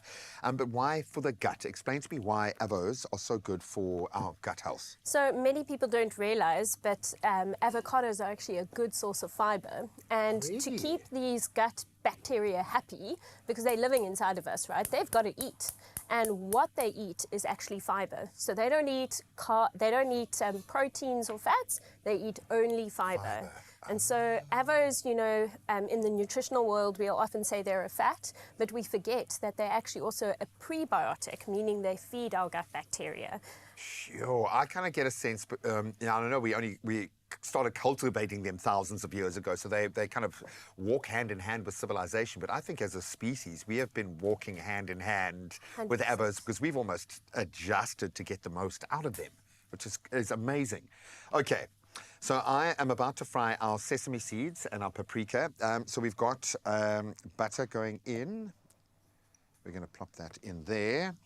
I love the notion of a flavor bazooka when you are cooking healthy. And what do you think is the biggest challenge when people want to lean into the healthier stuff? What is stopping us? Is it just too easy to eat unhealthy? Probably, you know, time is a big factor. So, you know, in the morning, people are rushed, taking kids to school. But a good breakfast is always important, especially, you know, for your family, for those concentration levels. And including some fiber and some avos in that mix is a great way to start your day because you're feeding and nourishing your gut bacteria from the first thing. I like that, and I like the idea of doing this for breakfast, introducing this so that first layer, as you've said, that little hair thin layer is the first that gets addressed and protected and nourished. Okay, so I think you can start compiling as I kind of bring the other smaller elements to play. So I've got what I threw into the bowl here. We've got lots of butter because we love those kind of fats. We've got some sesame seeds, which we are going to toast off now beautifully with a little bit of paprika because there are no calories in spices. Yes, they only make our food taste awesome, right? Exactly. Yeah. I do lean heavily into fats and proteins, and obviously being a guy that is working hard on muscle growth and tissue repair and that sort of stuff, it does work for me. But I've kind of gotten to this point where I see my vegetables, avo, my leafy greens as almost the medicine that complements that. 100%. How would you recommend people introduce these healthier elements like avocado as you continue compiling our bowl there? How often should we be eating like this? Should this be the baseline that we jump off on? How do you kind of guide your clients? 100%. You know, I'm a big fan of plants, also a big fan of meat, but a big fan of plants. And they have shown in studies that if you can at least eat 30 different plants in a week, your gut bacterial diversity is optimal. So, I mean, do you eat 30 different plants in a week? Not varietals, definitely not. And I like the sound of that challenge. I think, I've been using the term lean into that, but I really like the notion of challenging. Maybe I'm going to do that with my kids, to challenge ourselves to see if we can find 30, because therein you might find something that your kids absolutely love. 100%. That you've missed. And with kids, it's about exposure, right? Exposing them to these wonderful plants. And expose us to your bowl of deliciousness. Okay, so what sensibilities are you leaning into when you put our bowl together there? So bulgur wheat is also a really good source of fiber. So it's got fiber within the grain. So I love the fact fact that, again, bulgur wheat is a plant. I think most people think of bulgur wheat just as another carb. Yeah. But again, it's got fiber in it, so it's feeding your gut bacteria. So it complements the avo so beautifully, really. And it forms a part of the energy of this meal, because we need to have energy to get through our day, right? Oh, completely. And I'm also realizing you've got to have energy to get the protein out of the food. As crazy as that sounds, I can feel how much energy my body is using to process a lot of protein. So I think introducing a vehicle to take it there, oh, I love it. Okay, that egg is actually coming together beautifully, and few things pair as beautifully with an avocado as egg. I am sorry. I'm going to just pop that right That looks there. amazing. I'll just do the one for now as this guy finishes up. Well done. And then cheeses and dairy. I know we've got a bit of feta going in for flavor. How do you feel about the introduction of dairy into this sort of space? You know, it does provide that flavor, and cheese is also a source of protein as well as a source of calcium. So, you know, we often, when dietitians talk about food, we enjoy and we love balance, you know. The avos provide the healthy fats, the feta provides the flavor and a little bit of protein, but your egg and your bacon are the greatest sources of protein. And then your bulgur wheat is the healthy carbohydrates. The vehicle to take it in. I love that. And then I love the spinach as an inclusion of this. It's a good source of iron as well. And it really just freshens up the meal and gives it like a healthy component, Oh, right? completely. And a different texture, freshness, like you say. And then, of course, finally going in our beautifully toasted sesame Oh, these are seeds. lovely. I'm thinking Also we could have healthy used these fats. on every recipe we've made this morning. Our Thai curry soup could have used them. But, of course, the ultimate take-home here with this incredible recipe, good gut health. And it starts with those small everyday choices, just like choosing a breakfast like this. And adding an avo is one of the easiest ways to do it. Full of goodness, obviously full of flavor. It is a smart and very tasty way to look after your well-being.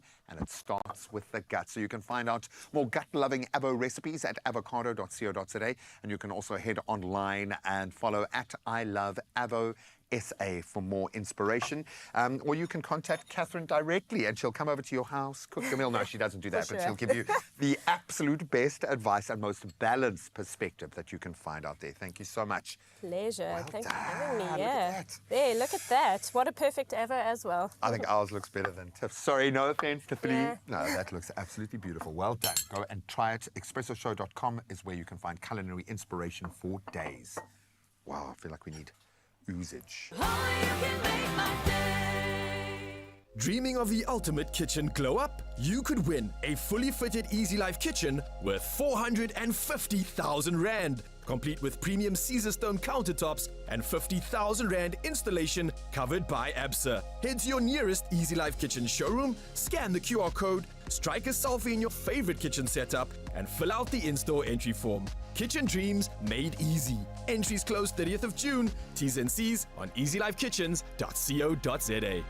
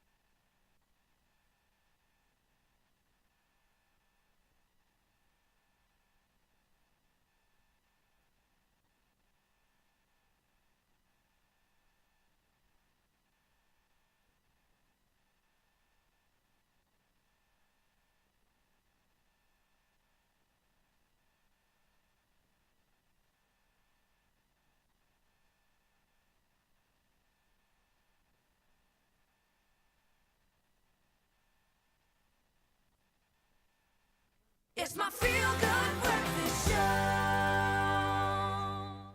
Welcome back. Let's continue to address our health this morning. We've taken care of the gut. Let's take care of the rest of us. And I think fever and body pain aren't just part of the flu season. They are signals from your body and you've got to listen. And as adults, I think many of us just push straight through it. I am a major culprit. Well, today we are joined by the wonderful Dr. Chanel Martinison to help us unpack when to treat, when to rest, and how to look after our bodies better this winter. Doc, thank you so much for joining us. You look amazing. You look ready to tackle winter. Thank you. You know, I almost take validation out of not getting sick, but knowing that I'm kind of sick. How often do you encounter this? Is it denial? Every day. Every day patients are coming saying, I can't take off, doctor, I need to go to work. But they actually just shouldn't be pushing through. Rest is important. I'm thinking where it comes to bear for me, sadly, is cumulative damage. Where you get to a point where you're like, wow, okay. And unfortunately, in health, you don't get a credit system. By living healthy, then you can live unhealthy for that. You've got to kind of maintain. But what are the damages, the potential dangers of just going through it? Yeah, so when you're having the pain and the fever, it's actually your body telling you that there's something wrong. So you probably should be listening to it. And if you're pushing through, you actually take longer to recover. So you actually are more of a detrimental. It's more detrimental to your body because you actually need the body rest. So the rest is actually as important as the medication that you actually take. So, and I've had to learn to, and I've been using the term lean into because it feels like a nice way of committing to something without being too kind of obsessive about it. But the notion of I let my pain and my rehab kind of guide me, and I suppose with flus, your body telling you something, you got to listen. But when do you listen? Because we can't take every day off. I work every day. And there's a reason why we work every day, just like you. So when do we know to listen to that voice? So I'm the same. I'm also guilty of it, unfortunately. And you're a doctor, okay? I mean, what chance do you stand? But it's because we're actually trying to, you know, you think you can't afford it, but you actually can't afford to be pushing through it because your body is going to be so much more sick for longer. And less resilient for the next time. Exactly. So the fever is, when there's pain, it's telling you that there's something, some inflammation, but the fever coming with it, it tells you that there might be some infection, actually. And when there's a fever, it usually relates to like bacterial infections. So that's when we'll be looking at the antibiotics. So that's when you probably should be going to the doctor and checking, should I be taking something more for the pain and the fever? And it can be a frustrating line because, let's be honest, when you do get the flu, you feel like you're dying. It really can hit hard, not just the man flu, all flu. Yes. I get that. So something I discovered through my wife's journey with pregnancy, paracetamol, and especially for me for headaches. Yes. I've got a lot of other quite severe pain that won't even touch sides with, but there are certain pains where it just allows me, it gives me that gap to feel a little bit better to be able to overcome. But in your mind, how does paracetamol work and what are the dangers? Because it's very easy to take too many. Yes. But then there's also patients who take one paracetamol for one day and then they think it's going to work.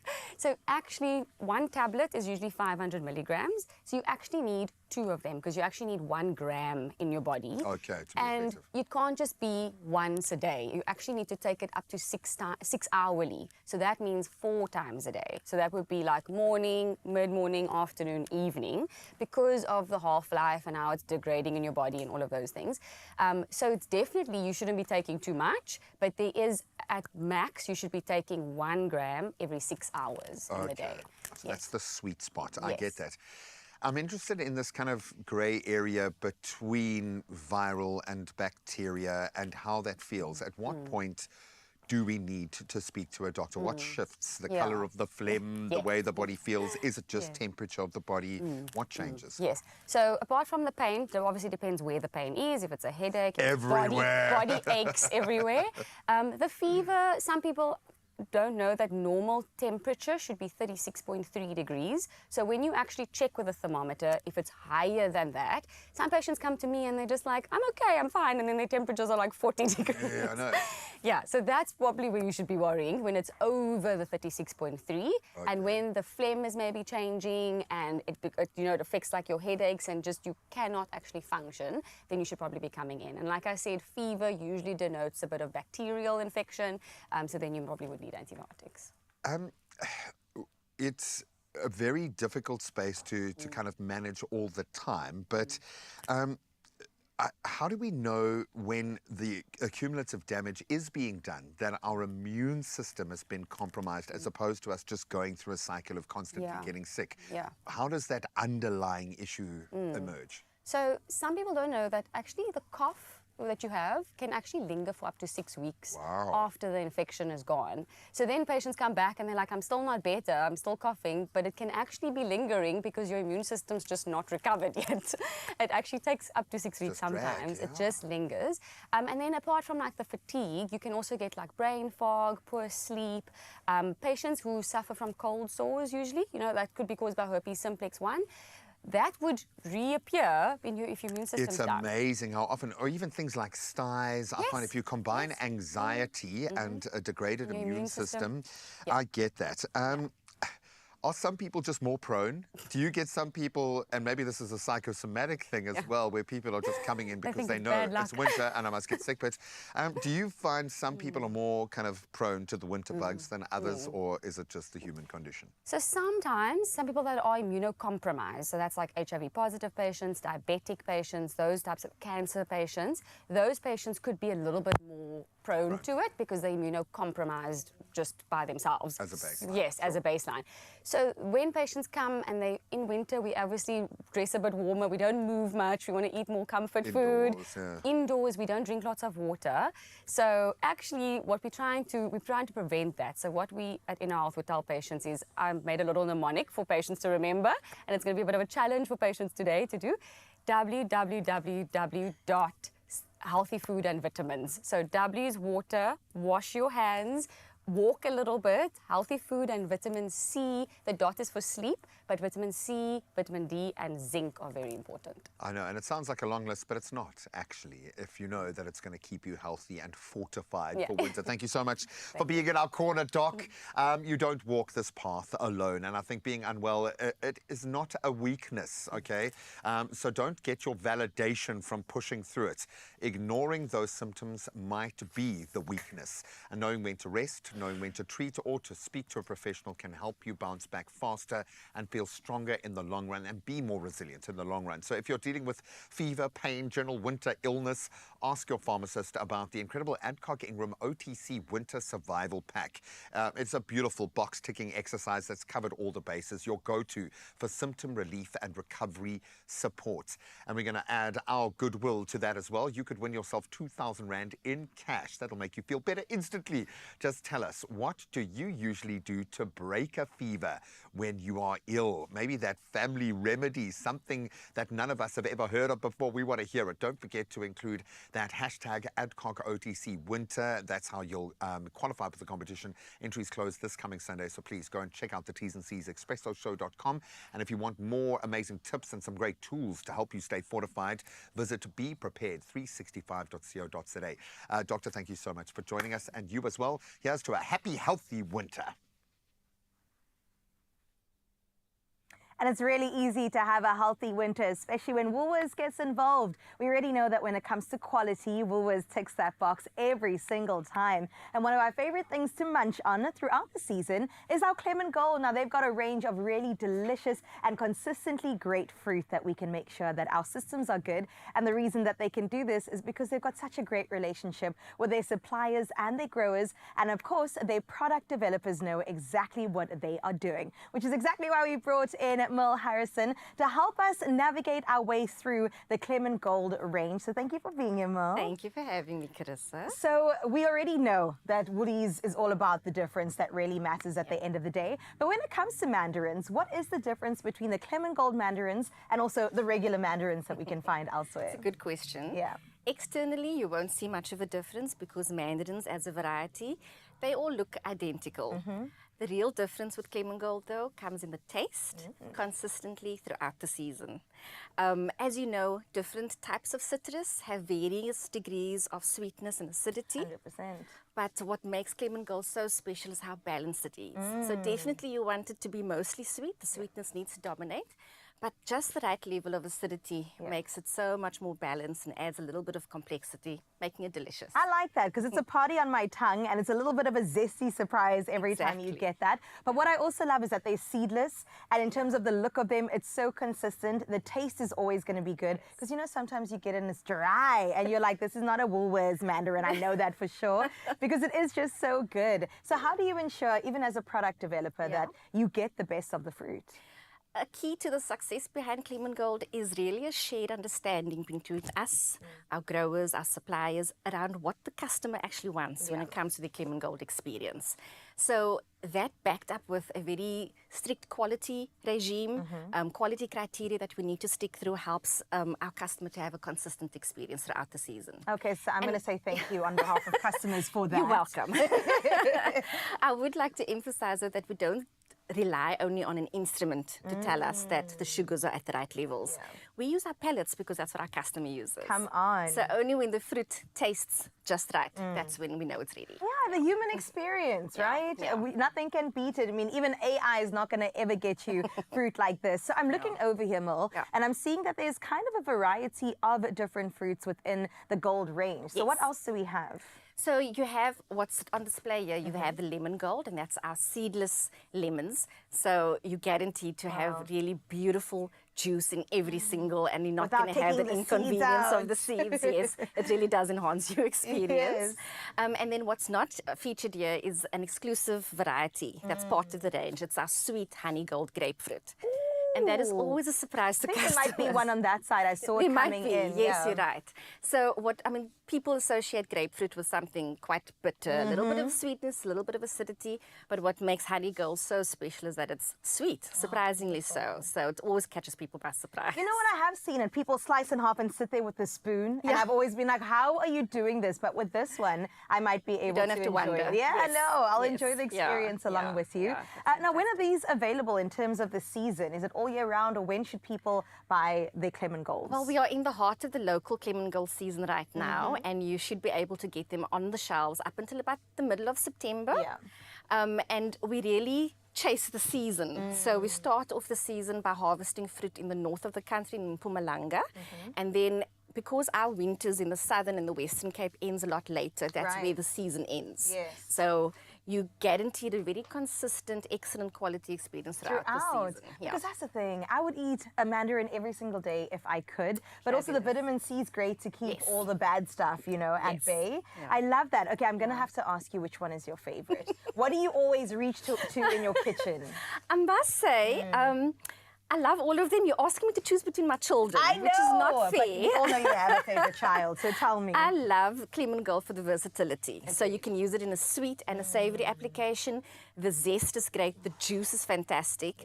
You can use it with chicken in a savory dish, like I said. You can use it in a salad dressing. It's really versatile. So that's probably my favorite. I also saw Graham when he visited the farms. He made like a mocktail with it. Yes, he did. So they squeezed all the juice out of it, and oh my goodness, I'm adding that to the list. It looked good. All right, Mel, thank you so much for joining us this morning. I hope that this will all be for me because, yes, I brought a basket ready to take it all. But that is the Woolies difference at the end of the day. You already know that, Expresso fam, ensuring that their customers get the best quality products and that they last longer, as you heard. And you can shop Clement Golds exclusively at Woolworths, available in-store, online, and on the Woolies Dash app. And we've also got one Clement Gold Field Bar hamper to the value of 3,800 Rand to give away. So to enter, find the Woolies competition posts on the Expresso Facebook, X, or even Instagram pages, and then just tell us, what do you love most about Clement Gold mandarins? And don't forget to include that hashtag WooliesXClementGold. Now that competition closes at midnight today, the 19th of June, and T's and C's can be found on expressoshow.com. All that's left to do is probably eat everything. So we'll do that right now as we hop over to Zanele. Joburg's got something special for you. Let me see if I can grab it.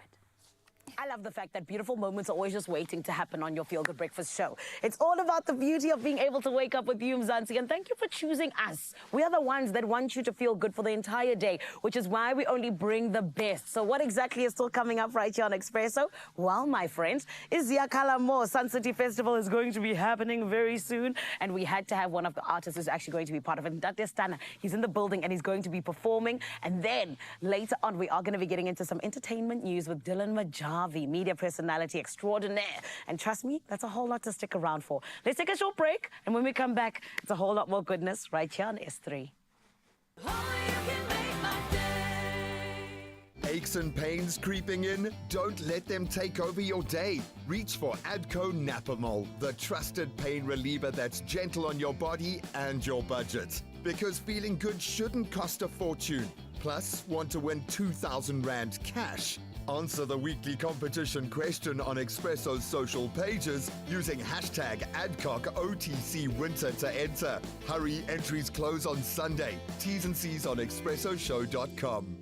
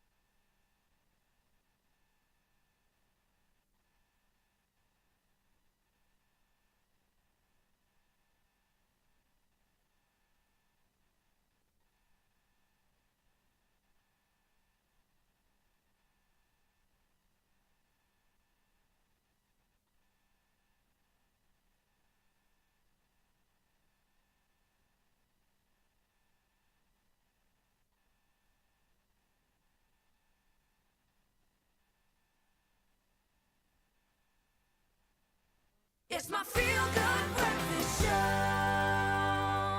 Welcome back, Expresso family. You're still on your Feel Good Breakfast show where we are celebrating big things. We always tell you the SABC.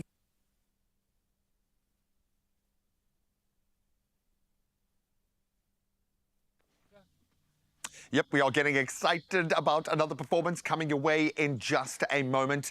Hopefully you've enjoyed the crazy ride this morning. Yes, we are officially calling it a Klein Vrydag. And of course, bringing a little bit of spice to our Thursday in just a moment. We're going to get into some entertainment news and throw a little shade wherever we can.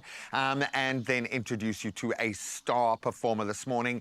And Tate Stunner is ready to blow your way ahead of what promises to be a massive party hitting Sun City. And we'll give you all of those details when we introduce you to this unbelievably talented young man. And of course, we've got lots more going on in the kitchen. We do, Gray. Now, I alluded to the fact with Mill earlier that I have to taste the Clement Golds. They're just so good when it comes to the consistency, the fact that they are seedless, and also the taste is absolutely amazing. So I'm going to open this very quickly. Doesn't matter if we can throw the packet over there.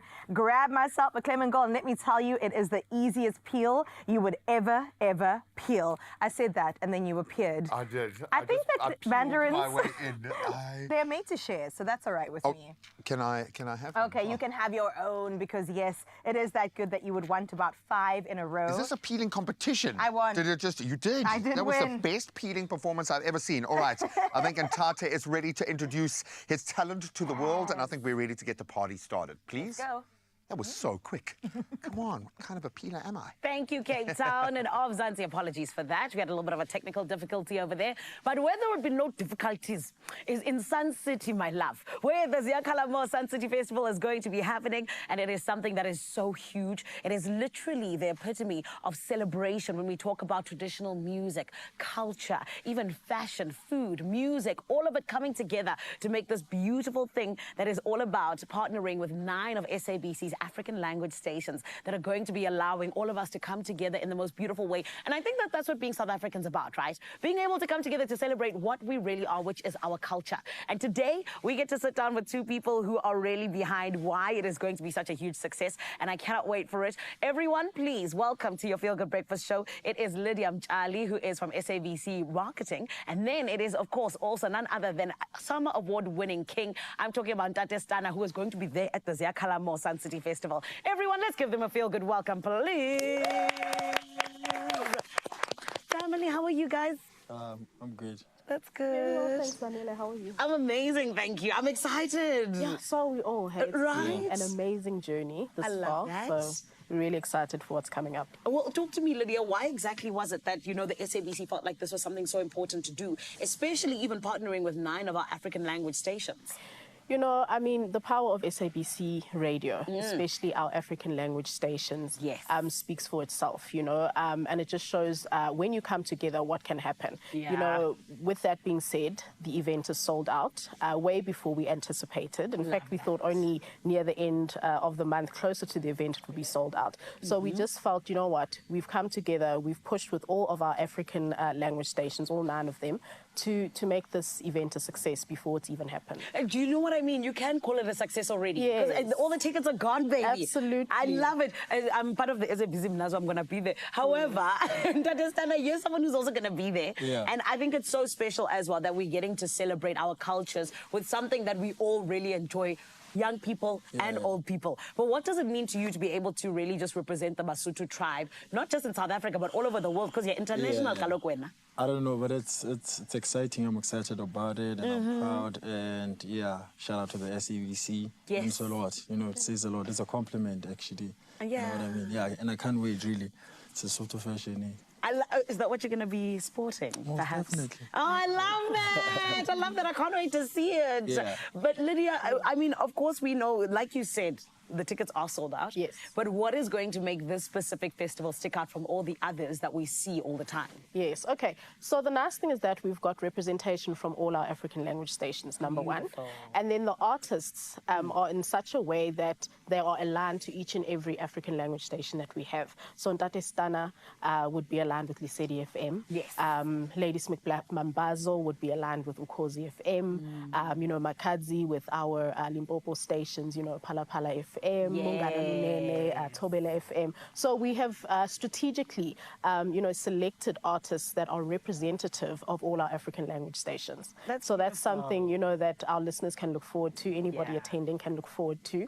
There's a lot of other items that we've got, surprise items for our legends that we're going to be doing. I'm not going to say too much, but there's a lot that, you know, our listeners can look forward to at the event. I love that. This is what Tata fought for. Yes. The Rainbow Nation coming together. I love this. Yes. But Ntate Stana, I mean, you already mentioned the fact that, okay, cool, you got different things that you're going to be sporting and everything. But what exactly can people expect that's going to be different about your particular performance? I'm bringing Sesotho, Ntongoleng. Feel like I hope one out. I'd say it's different tribes. You know what I mean? Me representing the Sotho tribe. A different kind of performance. Even other tribes, but oh, so Sesotho sona seche. You know what I mean? Because it really means a lot to me. So in my head, I'm like, okay, so I'm the Black Mambazo of the city.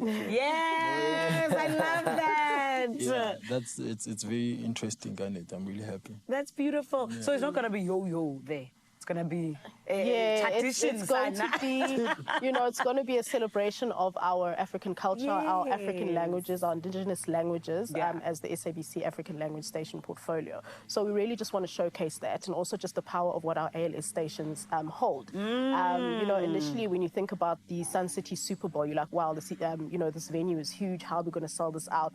But with our stations coming together, I mean, selling out 2 weeks before an event is absolutely phenomenal. Yes. And for the fact that Sun City is a world-class establishment. Darling. And that our African language stations were able to push so hard, you know, that the venue is sold out way before time is absolutely, you know, indicative of the strength that our African language stations actually have. 100%. And the strength the SABC has, darling, which we love. Yes. And Dr. Sana, very quickly, before you perform for us, I want to put you on the spot. Who from the lineup do you want to collaborate with in 2025? Oh, God. There's a lot. Yo, there's a lot because it's the best of every tribe. I'd say, you know what I mean? So all of them. But I would also love, I've had a beautiful collaboration with Makadzi. Yes. So Soto and Venda. I would want to see, you know, Soto with something. That's exactly who I was going to say as well. Yeah. I love that. Okay. They're working on it. They're working on it. Guys, thank you so much. We're so excited. I mean, like we said, it's a first of its kind, but I think it's also just going to prove just how powerful we can be when we come together, yeah? Absolutely. Beautiful. Oh, listen properly, my family. This is exactly what it's about. Like I said, you know, this is what Nelson Mandela fought for, and I know I said it in jest, but it's actually the truth. It's all of us being together, and it's so beautiful that we're going to be able to see exactly that at the Ziakalamo Sun City Festival. And friend, I'm sorry, there are no more tickets. I'm looking here, they are gone. It's finished. But you know what? The nice thing is that there are so many different channels that you'll be able to just catch different things on, particularly on social media and everything. So in some way, you could possibly also be there. You know what I mean? But it's always so beautiful to be with you. And right about now, my friend, you need to make sure you stick around. You're still on your Feel Good Breakfast show. Cape TZ Fo Sheezy. What's going on? Oh, forgive me. Please, can I tell you, we actually have a whole lot that is still going to be happening. And what am I talking about when we say that? I know that we're going to be getting our performance from Stana. And then, on top of that, we're also going to be getting into the entertainment news with Dylan Majavi. It's going to be happening. I'm Nandi, but then we're also going to be having those chats. Stick around. You're still right here on S3.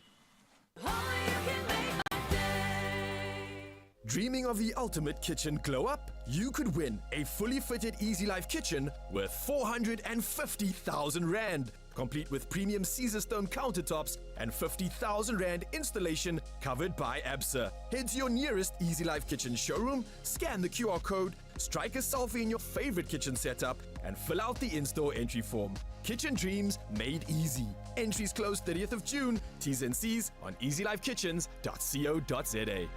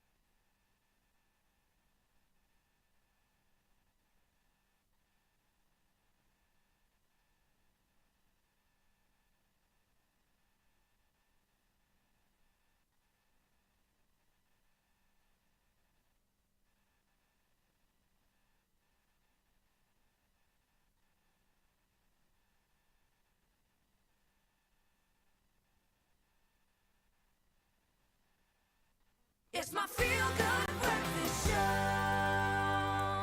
Welcome back. It is your Feel Good Breakfast Show, Expresso, right here on S3. And yes, we are bringing the spies because it's time for some entertainment news. Now, we've got the greatest with us over here. And yes, he's donning a sash. He's going to tell us all about that. And I can't wait to have him tell you a bit more. His name is Dylan Majavi. No, you got to say Majavi. Majavi. A little bit of elevation. Let's give him a Feel Good welcome. Welcome to the space, my friend. Thank you so much for having me. One comes wearing a sash. Yes, What is going I on, come mister? titled, I come crowned. Well, so second runner-up for Mr. South Africa, Beautiful. which I took place in last year, so 2024. It's been absolutely amazing because it was a run from March up until November. Sure. You can imagine that journey, that Yo. campaigning, you know, just to get Sash at the end of the day, and you're like, oh, yes, Did it I feel did good? it. It did feel good. You celebrate in the best way? Of course, as one. Well, I think he's still celebrating, and we are here for that, man. We are here for that, buddy. As a prince of South Africa. Ooh, a prince of South Africa. And it's also the network that it plugs you into. It's Beautiful. awesome, man. So well done. Well Okay, done. but set aside Mr. Nice Guy, okay? Because we don't want that version of Dylan this morning. Okay, what are we thinking of? Graham was asking if you like a little bit of Skinner this morning, if you jajara Hasidia. We love a bit of tea. We do love a bit of tea. love Fingers the up, tea. though. Come on, when that's we the sip only it. way. Okay. The news is a little bit heartbreaking, Yeah. so brace yourselves. Okay. We're going to talk about a separation at first, and specifically the Ndlovus, talking about Hungani as well as Stephanie Ndlovu. I know we very publicly celebrated their love and also their union, and now after 6 years of marriage, they are actually separating and having a divorce, citing an irreparable disintegration of their relationship. We've seen them on our screens and still do many times on Scandal, of course, and many other shows. And unfortunately, the marriage has now come to an end. Yeah. 6 years is a long time. I mean, to be honest, I mean, I just recently got married, and I think you never have, thank you, but I think you never go in with the mindset of like you're going to break up, there's going to be a divorce kind of thing. And diving into them, we've seen them on the screen on Scandal, they've been absolutely amazing. But they also kind of departed amicably, you know, and they also had a prenuptial agreement. So I think that makes it easy. And they also have a child They involved. do have a kid involved you as know? well. So You have a prenup. No, We want I'm old school. Not the community of property. No, but they're going to be together forever. No, I thank you. definitely vetted the man and I said, yes, you are deserving, he is deserving. Is there something underneath, do you think? They kind of met in that environment They on did. set, which means they're both open to connections in their Within the workspace. space. I love Why how you just say not? that. But look, at the end of the day, it's an entertainment industry. Right? You're connecting with different people, you kind of making connections with different people. So who knows? Allegedly, maybe there was a kind of infidelity, we don't know. But I mean, at the end of the day, you don't kind of expect anything because they were like the modern romance. They really were. No, it is a heartbreaking, awful thing to go through, and Absolutely. especially once you've got the contract of marriage in place, because it is different, hey? It is. It becomes a very Very different thing. serious. So I'm just sending love. I know I'm being very cheeky, but it's a very, very challenging time. It is. There was a lot of rumors going around when he moved out the house last year in 2024. And I can just imagine even a move like that, taking your bags and leaving your family home, it kind of is like, this is public. The fact that we are sitting here talking You've got about three it. fools talking about it on live You know what I'm TV. saying? You know what I'm saying? It must make it really tough to navigate. But being a public personality, both of them, we do send them love. But unfortunately, it did make breaking news. So there you go. Some more heartbreaking news. Let's talk about radio personality Mcz James and his wife Angela. Currently, they are mourning the loss of their second child. And the couple announced on social media that their baby girl passed away at 24 weeks on June the 10th. We know that Mcz works in a radio station opposite Anelem Doda, and we see them on our social media screens, we hear them in our ears, and right now they are just going through this with, as you can see, lots of other celebs just sharing their love. 100%. They also, they what is it, high school sweethearts? Yeah. And you know when someone looks like they meant to be a parent, that is them. It's really the two of them. It's absolutely amazing. They have one child, and of course expecting the other one, and this tragedy that has happened. But it's heartbreaking, and I think the beautiful thing about it is that they have the love, they have the support of industry friends, of their colleagues, of fan-based people that's just there sending all the love. And it's heartbreaking, it really is, and there's no words to kind of express or to say, but just condolences and just my prayers and good thoughts and good intentions go We up lift to them up in that way. I mean, we're not parents, Gray, you are. And I couldn't even imagine the loss of a child. Well, and that's the thing. The second that the life comes into being within the body, that's when the life is there. Yeah. So it's a loss that's experienced on a level that I think even as a man you can't fully understand, and take nothing away from the pain of fathers who have lost. But biologically, something is being ripped away from you in a way that is against everything that we understand and know about nature and love. So I think you're absolutely on the money. While there aren't the right words, maybe emotion is the only thing that we can offer in this space. So I like the fact that they have been open enough to let people in to help prop them up. Yeah, because there's that's nothing what else you you can need. do. Sometimes you've got to do it. So our thoughts, our prayers, and so much love going out to them right now. Absolutely, man. All right, our third story is all around Nasty C, our global superstar, who just continues to reinvent himself, okay? As we know, he's been exploring everyday jobs beyond music as part of a new project. And I love this. It's like the undercover boss. He recently spent a day working as a mechanic at a tire shop, sharing the experience on Instagram, which I absolutely love it. And he put up a post on IG as well. We explained that he wants to understand different workspaces and what hard work actually looks like. There he is sweeping the grounds at a Look at barber those manicured shop. hands. I want to see those gorgeous manicured hands. He's a beautiful He looks young like man. a professional in it. Like, I mean, No, look, he's doing the he is thing. a high-functioning individual. Yeah, I know he's a hip-hop star and he sells an image. Would you trust him to cut your hair? Excuse, definitely not this locks. I was gonna ask you exactly that question. Would you? No, It's nasty, man. Come on. Give him a chance. You would shave all your hair off. I think you'd end up with a bliss. Look, I had my fair share of haircuts. I was like, I'm not about Never to take this again. one. But now the nice thing is he can fix his own car. He can do his own hair. I mean, that's a cool He's thing. multi-skilled now at this point. But I think it's absolutely amazing what he's doing, because as an artist, as a creative, you kind of want to reinvent yourself. You kind of want to put yourself out there in these spaces. And the beautiful thing about it is that he has the support of his fans. Yes, and people they're are like, behind this. listen, do this job, do that job. So what job would you love to see Nasty C doing? Like, get down and dirty. I'm thinking like see him. mining. No, I want him in a drive-through so he can get that instant reaction, just to see people giving him the look. Yeah. I want to see him as a cashier. Nasty Just C. like, next. I'm going to give you an 8 count. Can you repeat my order back to me, please? Yeah, like how do you...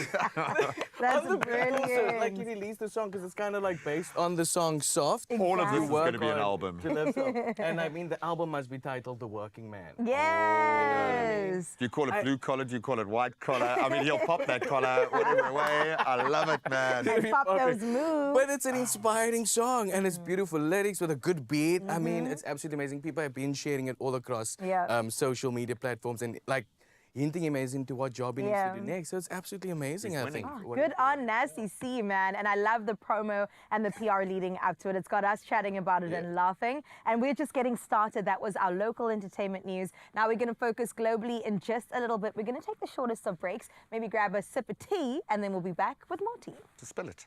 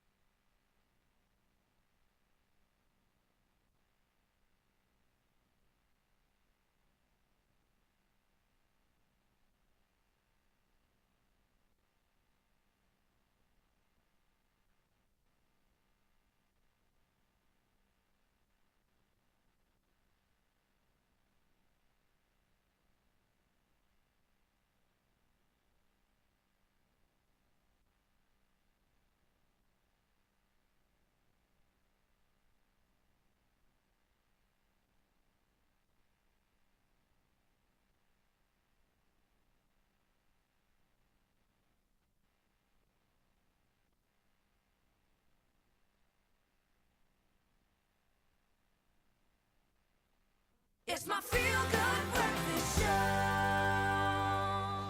Welcome back to Zanzi. You're still on Expresso this morning, where we're getting your morning started off on the perfect note. And listen to this, okay? We are getting ready for the Ziyakhala More Sun City Festival that is going to be happening soon enough. And of course, we have got one of the kings that is actually going to be performing. Even my earring has just fallen, and there's so much going on. And I cannot wait for us to actually see him there in Sun City. But we got him here right now, so you can get a taste, even though the tickets are sold out. Dadestana, are you still feeling good? I'm good. Yeah, That's good. That's good. good. Still excited for the Ziyakhala More Sun City Festival? Ziyakhala. Ziyakhala. But also Ziyakhala with your music, because you've got a song that is absolute fire, named Fire. Talk to us about this song. When did you make it? Who did you work on it with? And what do you think has made it so good? I could say maybe since it's fire, so yeah, pun intended. That's right. It's fire. Yeah, it's a different sound. Ke sound it's one last timela re bitsa free strata. Yeah, ke subgenre ya amapiano re bitsa strata ehlaha Free State. I love that. And I mean, for me, I even listen to the song and I'm just like, it does give me the vibes of the songs that you have been releasing, which I think is so nice because it's your sound, which is amazing. Most definitely. But speaking of releasing, I've been told you've got nice things lined up for us up until the end of the year. What's going on? Some people were gonna want for this, but yeah, album Yaga Mosotho Gauteng, we're actually stripping it down. We drop a single almost every month. So my fans gotta subscribe to my YouTube channels and all my DSPs because every month you're likely to get a single from the Mosotho Gauteng album, including Fire single or the album Mosotho Gauteng. It's a dance album actually. Yeah. I love that. Okay, well we're ready. I'm not angry. I'm glad we're gonna be getting music every single month from Dadestana. Thank you. Are you ready for us? I'm ready. Let's do it. Let's do it. Zanzi, put up the volume, because fire's about to come out through your speakers, okay? I'm talking about the fact that it is Dadestana getting ready for the Ziyakhala More Sun City Festival right here on Expresso.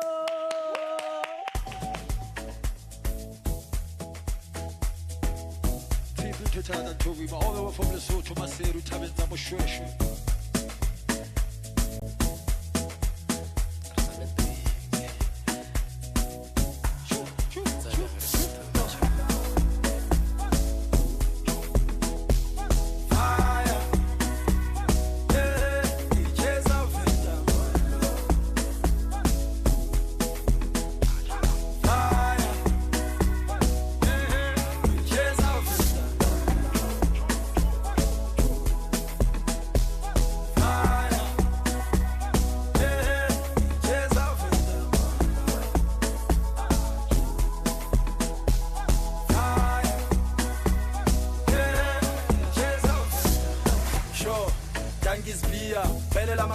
Chincha magia, say papisa le nagadisia, let's take the pagamisi tendinga countia. Mama mia, hagikena bantita, Jacawana Maria. Give that mesambia, una repuise, feel like a palasakia. Utwa, log drama kika, get toxic beer, lolia by trigger. Pasopos catches a speaker, versing at a chepisica, shon dia sticker. The chata of it a smart kicker, let's say Fisanita Dile Nadia Riga.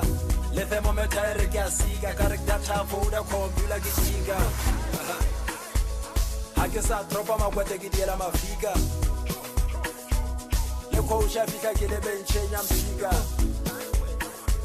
Shape head hang ham fela kisha. Le banyana ba pitori ba msitu afisa.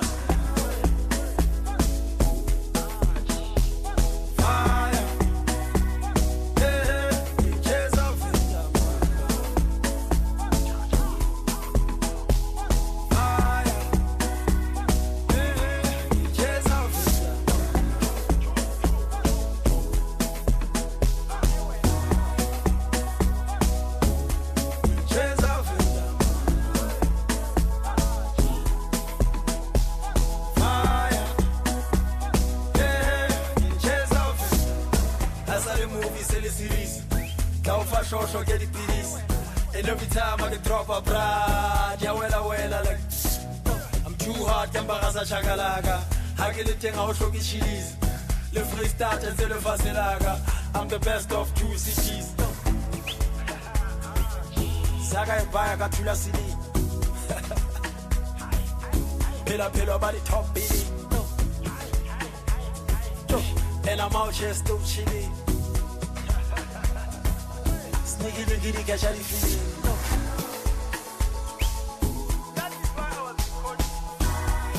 28 Juli ziyakhala Bosan City. Hausa digita ruhusiwa sana.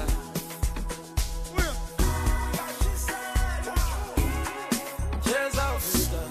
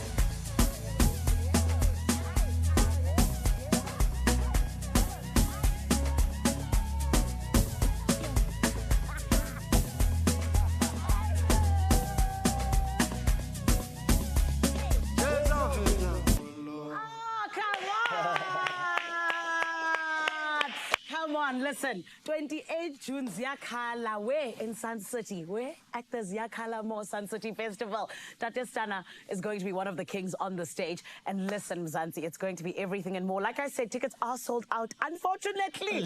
But the nice thing is we're getting a taste of it right here on your Feel Good Breakfast show. Speaking of tastes, we need to always get a little bit of a taste of what's happening in Hollywood. And Dylan Majavi is still helping us just to get through that and find out what's popping that side. And then we've got a decadent chocolate cake that is going to make your mouth water, all in the name of giving you yet another recipe right here on Expresso. We're going to take a short break. When we come back, Ziyakhala More. Don't go anywhere.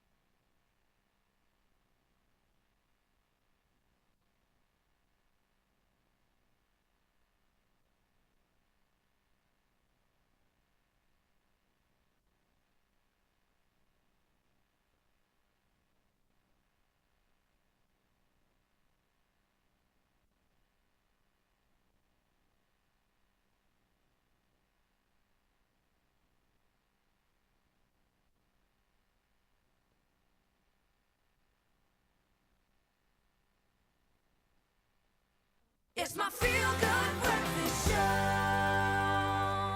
It's true, it is your Feel Good Breakfast Show. Part 2 of your entertainment news is coming your way, Mr. South Africa. Just fixing his sash a little bit. Dylan is still around. Majavi. You got to say it right because you got to come correct. Let's move on to international news. Are you ready? Yes, I'm terrified now. No, Our local news was quite a roller coaster. You're going to love the first story, I promise you. It's about David Beckham. Are you a fan? What would David say? I am the fan. Yeah, are you a fan? I am.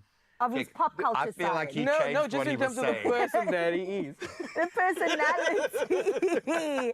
Okay, now you've got to address him as Sir David Beckham. Erday. Put some respect on the man's Come name. He's on. officially been knighted in the King's Birthday Honours Well list. done. And they recognize his contribution to sports and charity. They tried this a couple years ago, but because of tax-related issues, it didn't quite make it. But He was 2025 a spice boy his back year.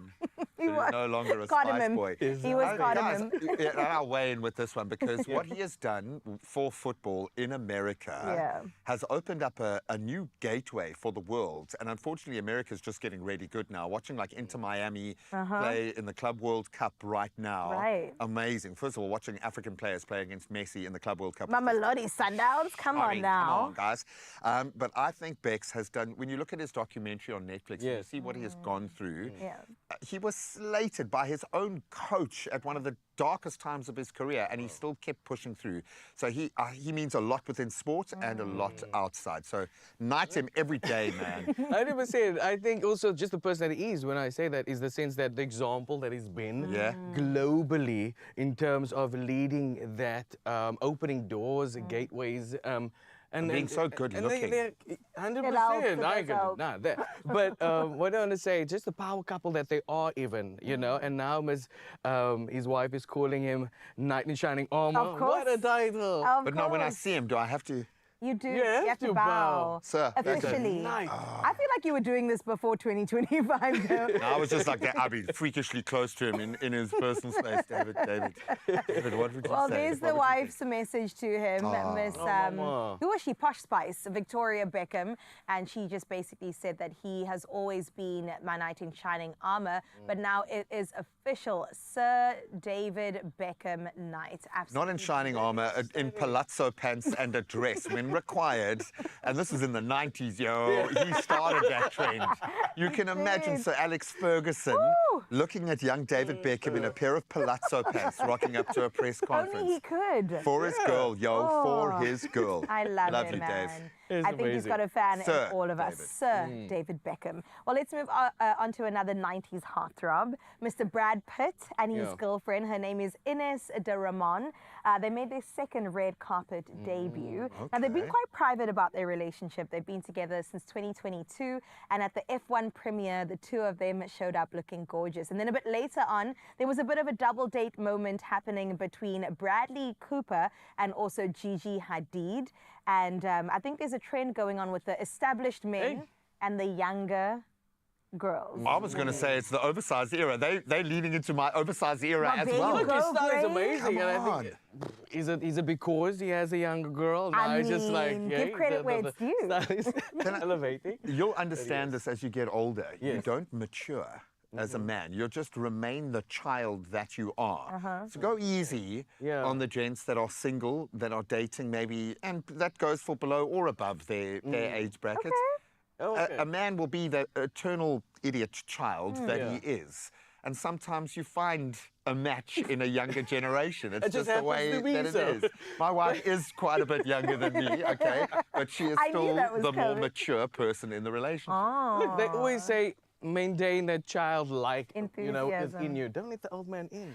Never let Why the were you old looking man directly into my As I'm soul getting older, when I'm you telling said myself that?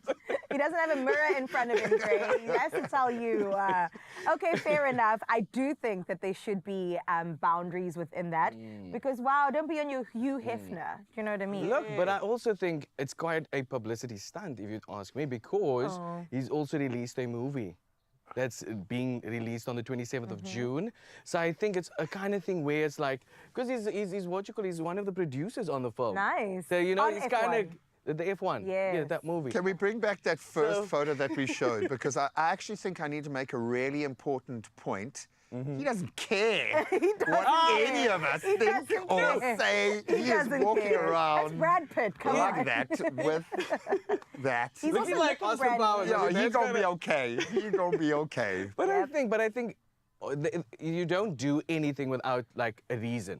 So I think this is one of the reasons in terms of like, if he kept it quiet for so long and now all of a sudden... They're on the red And carpet. look, he's running with some cool kids as well. You can see in the filming space. So maybe he's just, you know, getting some street He cred. did Nah, get he's like happy a and in new love. look to him. He probably had some nip tuck, and I mean, Brad Pitt has always been the looker. And he he's looks still good in the looking movie just as also. good. I was like, Yeah. okay, we see you. We see Still you. holding that Go age and well. watch again for yourselves. Yeah. Legends of the Fall. Every straight man in the world fell in love with Brad Pitt watching that movie. Just if you want to know Brad, The real Brad. The real Brad with the hair, With the the locks. hair, Go Brad. and check it out. Oh, I like that. All right. I assume he's both your types. I think we can establish that. But David, you're still number one. You're still number one, sir. Let's move on to maybe a more serious matter, R. Kelly. It's a name that we maybe shouldn't be saying out loud, but you know, a serious matter occurred and we have to talk about it. He's currently facing some safety concerns after he overdosed in prison. And he was taking his medication, as one does at his age, I assume, while being in solitary confinement, and they gave him too much, a dangerous amount of dosage. So at the moment, he's saying, okay, my legal team's going to get involved because it feels like officials are plotting to harm me. I don't think it. Look, my opinion, I think it seems quite fabricated in a sense. I mean, the man is 58 years old and he's been sentenced for 30 years. And is he trying to get out? Is that what I think he's trying to get out. He's like, listen, can I live my remaining lives outside these gates? But it's one of those things where they're even pleading to Donald Trump to release him. And you're like, Hey, listen, the one person that everybody's might. in prison for a reason. Yeah. Well, I think with so much going on in that media space right now, he must be feeling, hang on a minute, there's someone worse than me in this space now. And I know we can joke about it. It's the most awful stuff that is. I suppose because so much of it relates to people that we've known through the celebrity lens and the window. But I think you're absolutely on the money. Create a little bit of drama because we know the courts in America, all due respect, are swayed by public opinion. There's a lot of agenda being played out in that public opinion space. And I would imagine the courts, just like American politics, just like American business, it's going to bleed into there as well. Interesting. They did say they discovered some blood clots in his system, and so it is quite serious in his legs and in his lungs. So not necessarily fake, but we don't know if he's going to use this as a scapegoat in order to get out of that prison cell in solitary confinement. The man stepped in the name of misconduct, and I say keep him behind closed doors. I think that was all of us are struggling to decide whether we care or not. Look, for me personally, I'm like, I don't think I care as much. Because look, for these victims, you know, there's that also. Like I say, you've been put in prison for a reason. So as many other people been put in prison for a reason. Now, because you have some sort of privilege, in a sense, to say like, listen, this is what's happening to me in prison. And it's also, due to the article, it's anxiety medication. So I'm like, is it fabricated? Is it like real? We don't know. But from my personal opinion, I'm just like, listen. What did he almost calm himself to death? Or what? I mean, how do you overdose on? And now I know I'm being very trite and silly about it because I think we have to try and make light. We do, but also keep him behind bars. Like this shouldn't even be a conversation. There's way too much evidence for the man to be stepping out of anywhere, and he needs to serve his time as he's done so much wrong to so many people. Yeah. 100%. Okay, R. Kelly, we'll keep our eyes on you and you, Donald Trump. His attorneys have also appealed to former, as Graham said, current President Donald Trump for clemency, arguing that R. Kelly's life is in danger behind bars. Well, that is it. We'll definitely keep our eyes on entertainment and make sure that we keep you up to date on everything. And if not, it's on our social platforms. So make sure you stay up to date with everything that's happening at Expresso Show. It's been a good session. You're going to come back. It's been amazing. I want to come back. This has been so much fun. Thank you for having me. All right, we're going to have a little bit of fun. Maybe Dylan can stick around and get cooking, okay? Or maybe dipping, because we've got a beautiful Dipper Omar Winter Challenge. And we do love a challenge, and we do love our Omars. And then we are going to be cooking. And it is heralded as the most decadent and delicious chocolate cake. Oh, we are going to try our hand at Look that. at that. Okay, it is looking good. Chocolate on chocolate, in chocolate. Me, it's dripping in chocolate. Look at it. We will try to make that after the break.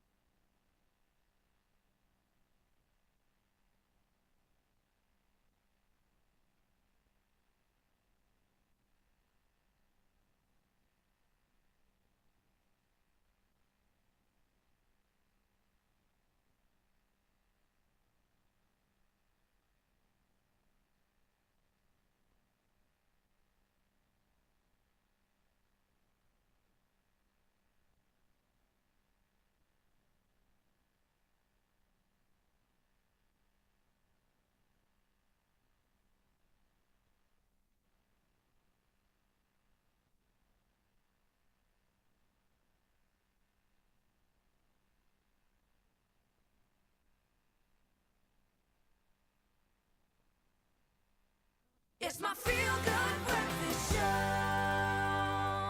It's a happy Thursday indeed here on S3 when we get to spend it with you and, of course, put you on to what makes life just not just simpler, but just better, my friend. I am talking about how sometimes life gets hectic, but what helps us to ease things out and just really feel like, okay, we're getting a moment to ourselves. There's nothing better than grabbing your favorite warm drink and an Omar Rusk. I know that sometimes you're able to steal 5 minutes between meetings, maybe a little bit of time before the school run. Whatever it may be, the best way to do so is with an Omar Rusk, and they are telling you to dip out with Omar Rusk this winter because, my friend, it really is just one of those things that allows life to feel just a little bit better. So someone who's here to help us unpack exactly what this is all about is none other than brand manager Homotsa More, who is in the building with some Omar Rusks, and I can't wait to have my dip. Let's get into it, everyone. Let's give her a feel-good welcome.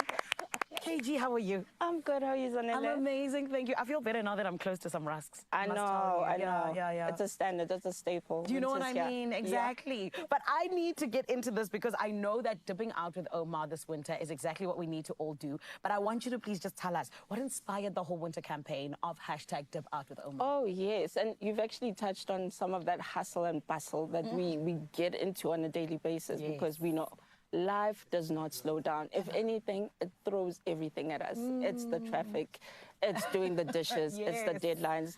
In my home, with my little bundles of joy, it's sometimes tantrums as well, right? Aww. So this winter, we actually just wanted to celebrate those real human moments where we need to choose to just take a step back, take a breath, and just take a pause and dip into something comforting, something tasty, especially because it's winter. And yeah, that's the essence of dipping out with Omar this winter. It's literally just reclaiming those small pauses we need to be making as life. And with Omar, it will always be a dipping delicious moment. I love that. Here we are. A dipping delicious moment, darling. This is why you're the brand manager. 100%. Yes, exactly. But genuinely, like you say, it's those reset moments, right? And that's so relatable because when we talk about even just like the culture of gig economies and all these things, there's a lot that goes on. So taking time to yourself, it allows you to breathe a little bit easier, right? You need it. Exactly. But I want to ask you as well, you know, just in terms of dip out with Omar, I know that, you know, when work gets hectic and when you just like, you really want to dip out, how do you do it? Because like you said, you've got your little bundles, you know, there's work, there's deadlines. How do you dip out with Omar? Honestly and truly, those little girls of mine, 5 and 9, have made me a pro at dipping out with style, okay? Just thinking about it the other day, my 5-year-old decided that she wanted to host a party. Yes, gal. She was hosting her unicorns and her fairies. She wanted to serve them mud pies using all the dishes and all the spoons in the house. Beautiful. Whilst the 9-year-old is saying, Mom, can we do a TikTok dance? I'm pretty sure that was TikTok dance number 100 on that day. And I dipped out. I went straight to the kitchen, grabbed a hot cup of tea, dipped my delicious rusk into that tea, and literally just had to give myself 5 minutes to laugh it off, reset, and jump back in. I love that. And I hope you enjoyed your mud pies. Oh, girl. Oh. The fairies did more than I did, I guess. And of course, nothing compared to Omar Rusks, you know what I mean? Can't. And speaking of Omar Rusks, you know, especially with us using this dipping to just really allow us to just breathe easier. Yeah. If Omar Rusks could speak to someone who's stressed, you know, feeling a little bit sad even, what would Omar Rusks say to us as South Africans who are feeling a bit overwhelmed in life? Love that question. Yes. So I think for me, when you think of Omar, you think of words like nurturing, you think about wholesome, you think caring and kind. Yes. So you should probably look at this person and gently smile at them and say, you know what, it's okay. It's okay to pause. Take that step back, you know. Yes, it might be a minute. Yes, it might be a tiny bit of whatever it is, but you deserve it. And during all of that, let Omar actually turn that chaos into calm. And while you're doing that, dip into that hot beverage because it will be a dipping delicious moment. And that's why I'm here for you. That's so beautiful. And I love that Omar Rusk is here for us. I was saying to you earlier that this weekend, I've been having the craziest time of my life. What am I doing? I'm getting this. You hear? A nice box. The whole box for myself, by the way. I'm Please not do. sharing it. Thank you. Yeah. And I'm going to get my hot beverage. I'm going to sit in my bed and just dip, especially because it's so Love. cold. But I also know, you know, that you guys have obviously went through a whole process in terms of getting to hashtag dip out with Omar. You know, who exactly did you have in mind when you guys were thinking of this? Like, who came to mind first where you were like, "Hi, Shem, they need our help, these ones, Sana"?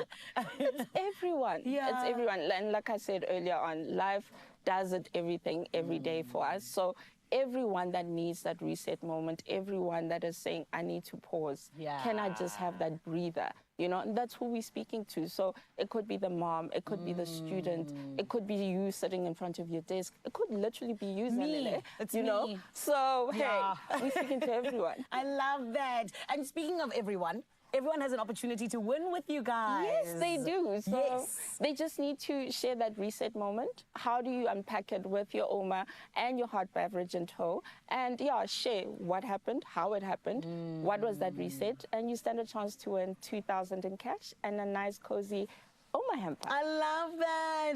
Okay, I like this. You guys are looking after us this winter, and we We sure appreciate you. You must tell them they must give you a raise. But with that, can we dip into our can't delicious wait. drinks? I'm ready to dip out with Omar, and it's my favorite flavor. Yes, Buttermilk. buttermilk. Yes. Here we go. It's a dip. This is me Keep it practicing neat. for the weekend. Exactly. It's so good. And I love it. Heidi, thank you so much. Thank you so much for having us. You're welcome anytime, as long as you bring grass. Always. You're welcome. Standard. Thank you. Friend, you heard it right here on your Feel Good Breakfast Show. We want you to feel good. And so does Omar Rusks. And this is why you have an opportunity to win 2,000 Rand and an Omar Rusks hamper. But how do you do so? Let me remind you, just like KG told you, all you got to do is head on out to social media. And my friend, you then need to answer this. When work gets hectic, how do you dip out and take a moment to just, you know, allow yourself to just be centered a little bit with Omar Rusks? How do you do that in terms of just resetting? Share your answer and let us know on social media using the hashtag #DipOutWithOmar.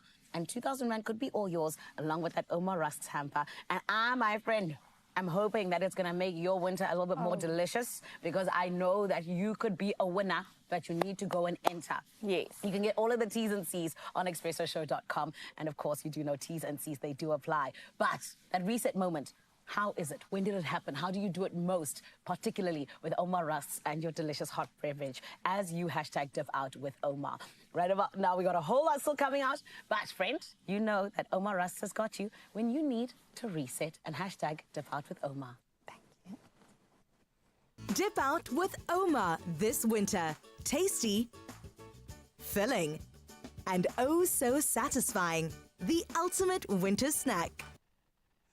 We don't have an Omar, but we got a Dylan, and we're going to put him to work. We're going to be doing some drizzling of chocolate over the most decadent chocolate cake. And I think when it comes to baking, we are always chasing that perfect, moist, rich chocolate cake. And today's recipe apparently delivers just that. So we are turning up the indulgence with a decadent chocolate cake that is simple to make, rich in flavor, and guaranteed to impress. Because doesn't everybody need to know how to make a chocolate That's cake? the standard.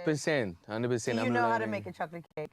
Today I'm going to. Say not yet. Say not yet. Today, so today. we've got 3 working stations. We do. thought we'd put you on the beautifying station at the end. Thank you. Makes sense. Makes sense. Exactly. Exactly. By the end of it, I want to see a sash on that cake, in fact, okay? Drizzling. Okay. Exactly. Got it. You're on wet. Is there anything about your wet ingredients that I'm disturbs you questioning. right now that you are questioning? Can we get into it now already? I want to do it. Let's deal with the elephant in the room. Didn't smell this. What is that? Mayonnaise. Mayonnaise. Mayonnaise. You're even saying it like that. Why is there mayonnaise in a chocolate cake? And we've often cooked with this. I know maybe you block it out. You're in mayo denial. But okay, with which is the savoury thing. dishes like chicken. It's fats and it's acid. It's egg and it's oil and it's vinegar. I've never seen this Apparently before. it adds extra moisture to the cake. You Ah, want that. now you Keeps jumped it on the moving. train. You see, now you figured out our job, boy. You figured out our job. Okay, so we're going to jump in, Crazy. but it really does enrich cakes. And of course, the baking and the acid, it's going to react scientifically. Oh, wow. Okay. So Hey, with that. oil and eggs in there. traditionally baking ingredients. Okay, we're skipping out on some steps. Exactly. No, it's a hack, and it really does lead to moist cake. So I'm going to start with the dry ingredients. We've got our baking soda. We've got our flour. We've got caster sugar, the finer sugar, and I think that's always best for baking because it dissolves. And I like how you're really not holding easily. back. That's a good amount. I hope no, that I'm not meant to hold back because We don't want averagely sweetened. we did say that chocolate this was cake. like ultimately decadent and amazing and the best chocolate cake that anyone And has ever moist. eaten. So I'll take care of that. Now you always. gather them all together. Yeah, well, you got the mayo for moistness. That word is not great. Okay, I'm ready for the dry. All right. And we'll introduce the chocolate right at the end. Okay. Do Let it, me girl. handle my Do it. mayonnaise. Ta-da! Ta-da! That's how you handle mayo, actually. All right. You really are fighting back against this mayonnaise this morning, eh? Clearly. You said mayo. Mayo versus mayo. Mayo and coffee. Honestly, this feels wrong. This does not feel right to me. Did you not see me put some coffee in my some mayo in my coffee this morning, man? Just for a little extra. Is that what that was? A little extra tweak first thing in the morning. And then Vanilla whisk it essence together. and milk. I wish you could hear doesn't feel right. the adult voices in our heads upstairs, just like whisk it, just mix it together, please. Just make it a recipe. It's gonna come together. But look how quickly it does. It really did, though. The Okay. denial was not even worth it because it smells like coffee and it looks fantastic. And then we just have to mix the dry and the wet together. Did something happen with a particular, like a chicken mayo sandwich once or something? Mayo is my favorite sauce. Condiment. Oh, wow. But it So we're needs to messing. stay in the savory side of the world. Oh, I understand you, but if it adds and it contributes to something delicious and amazing, then The proof is in the pudding. I'll see what it tastes like. in a Literally, bit. she's having an existential crisis. That's what's going on live here. It's TV. okay. It's all right. You haven't arrived on the show until you've had one of those. So I'm going to mix in the wet ingredients. All right. Oh, lovely. And they use terms like fold Yes, fold with it a in. reason. I don't know. Okay, so this is kind of like a technique to mix it all together. But don't follow mine because I don't think But you're the this is the taste master. technique. Exactly. No, You're we the teacher, we are absolutely. learning. I love recipes, baking kind of adventures that aren't too intimidating because most of us don't want to bake because we think we're not going to get it mess right. it up, That is yeah. true. Don't But I be mean, if you're afraid. following the instructions, surely you should do well. Yeah, but sometimes you want your ancestors to lead you, and then they lead you astray, and you're like, what? Okay, Like so, if you did it that's coming together time. beautifully. So here's a thing. What if you want to bake a chocolate cake and now you don't have egg and you don't have oil, Carissa? What are you going to do? You don't bake the chocolate cake. Oh, and you just sit there dipping carrots into your mayo. Exactly. It's a great alternative. Don't satisfy that craving, it's fine. Oh, Stay okay, away, so this okay. is coming together beautifully. So I'm going to continue mixing the you're gonna wet pour into it the in here. dry, and then I will decant it into our beautiful little ramekin. Do you want to beautify this beautiful cake? So what technique are you going to go for Listen, you first smell it. here? Okay. Take it in. Take Yeah. the moment in because look how gorgeous it came out. Stunning. You look at that. And then you drizzle from the center so that it Oh. runs Okay. accordingly. Your cup runneth You know, over. That's on a T-shirt somewhere. Scented so it can drizzle. You know, I think you could be welcome at my home. My son smells everything before he eats it. And I'm trying to tell him, like, please don't do that with Granny's food. And, you know, it can kind of freak people out Yeah, just a the little old bit. school, yeah. Now, do you see how it's slowly kind of making its way and doing what it needs to do? And then you're going to get that beautiful little kind of over That's drizzle on the edges. Stunning. It looks Good very job. Pinterest-worthy. You see, Carissa, so this is where you forget about the mayo. Okay, you know what? I And the have forgotten ingredients. until you mentioned it again. I And now I'm beefing with the mayo Can you see how the again. mayo has just brought this all together? Carissa, so you can put something other than mayo. And do you want to throw in our chocolate chips and we'll save our little flaky bits for the end, hey? Sure. Say Okay. mayo one more time, Graham. May or may not say mayo in the next segment. And then I think you can use these guys to beautify. There's the sash, baby. Come on. A little bit of drizzle. I like that. I wonder if our, I'm in that element. our long-lost Zoe would have eaten this batter with the mayo in because she was the batter queen. What do you think? And do you think she would have approved of the mayo in there? She would have reacted just like you because she's an A-type personality who would have needed to see mayo in its lane. Absolutely beautiful. We're going to put the finishing touches literally onto our beautiful chocolate cake. We will see you in a mo. Oh, goodness. Okay, we can decant you.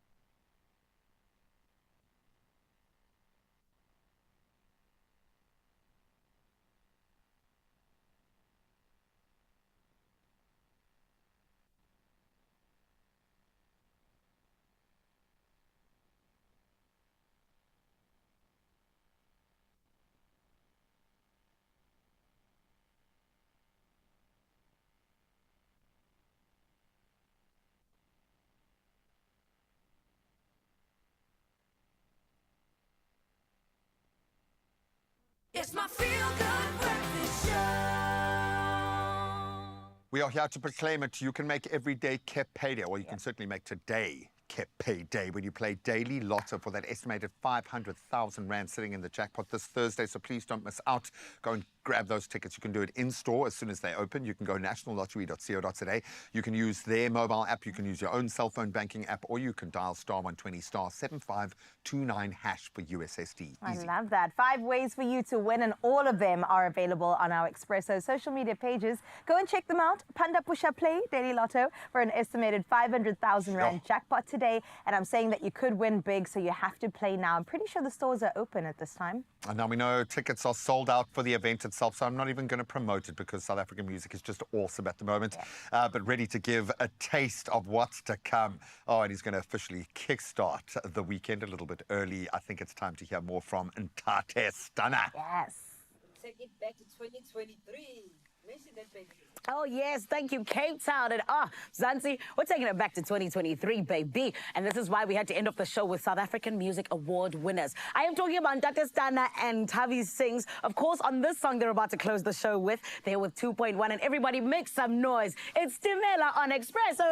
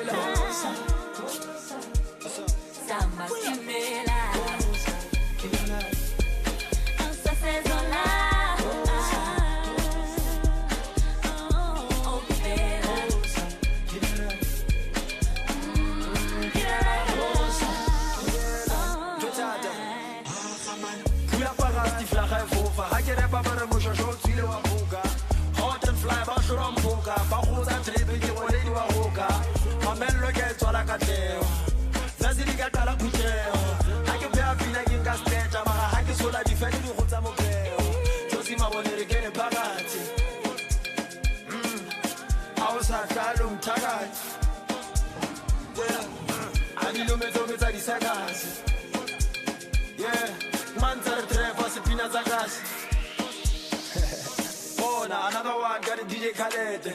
I get up a flow, yes, I toilet. I get some tiny peanuts, I get drop on my point, and I get cut off it out here to elevate the wallet. I got label link main target. One pattern, sort of my get. I get up a bit of a baguette, and a vampata recipe, got a chicken nugget.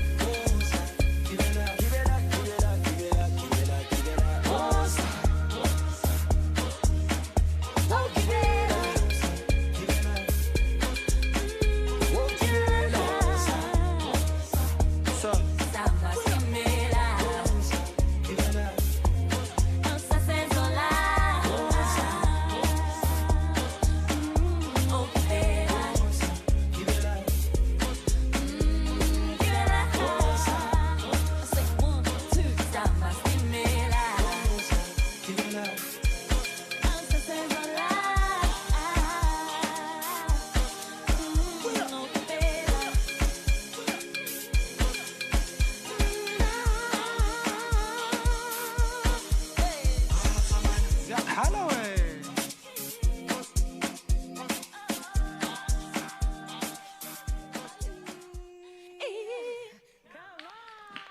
Oh, Entate Stana. Absolutely love it.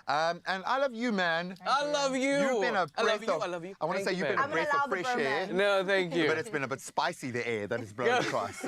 So I hope you're going to come back and spill some more tea and have a little bit of fun. And then end it off with a bit of a cake. So Why not? Give us the lowdown. Is it moist?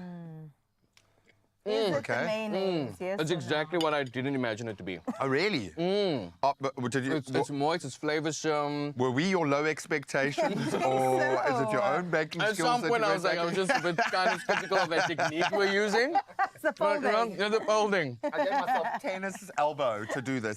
Can you believe we are on the foot of the weekend? And of course, our sister up in Josie started the weekend for us. Anela, we love you, girl. And Tate, thank you so much. And Tate Stunner, absolute legend. Beautiful. Likewise, the rest of you. Have an amazing day. Bye. Mwah, mwah, mwah. More cake in my face. Another feel-good production.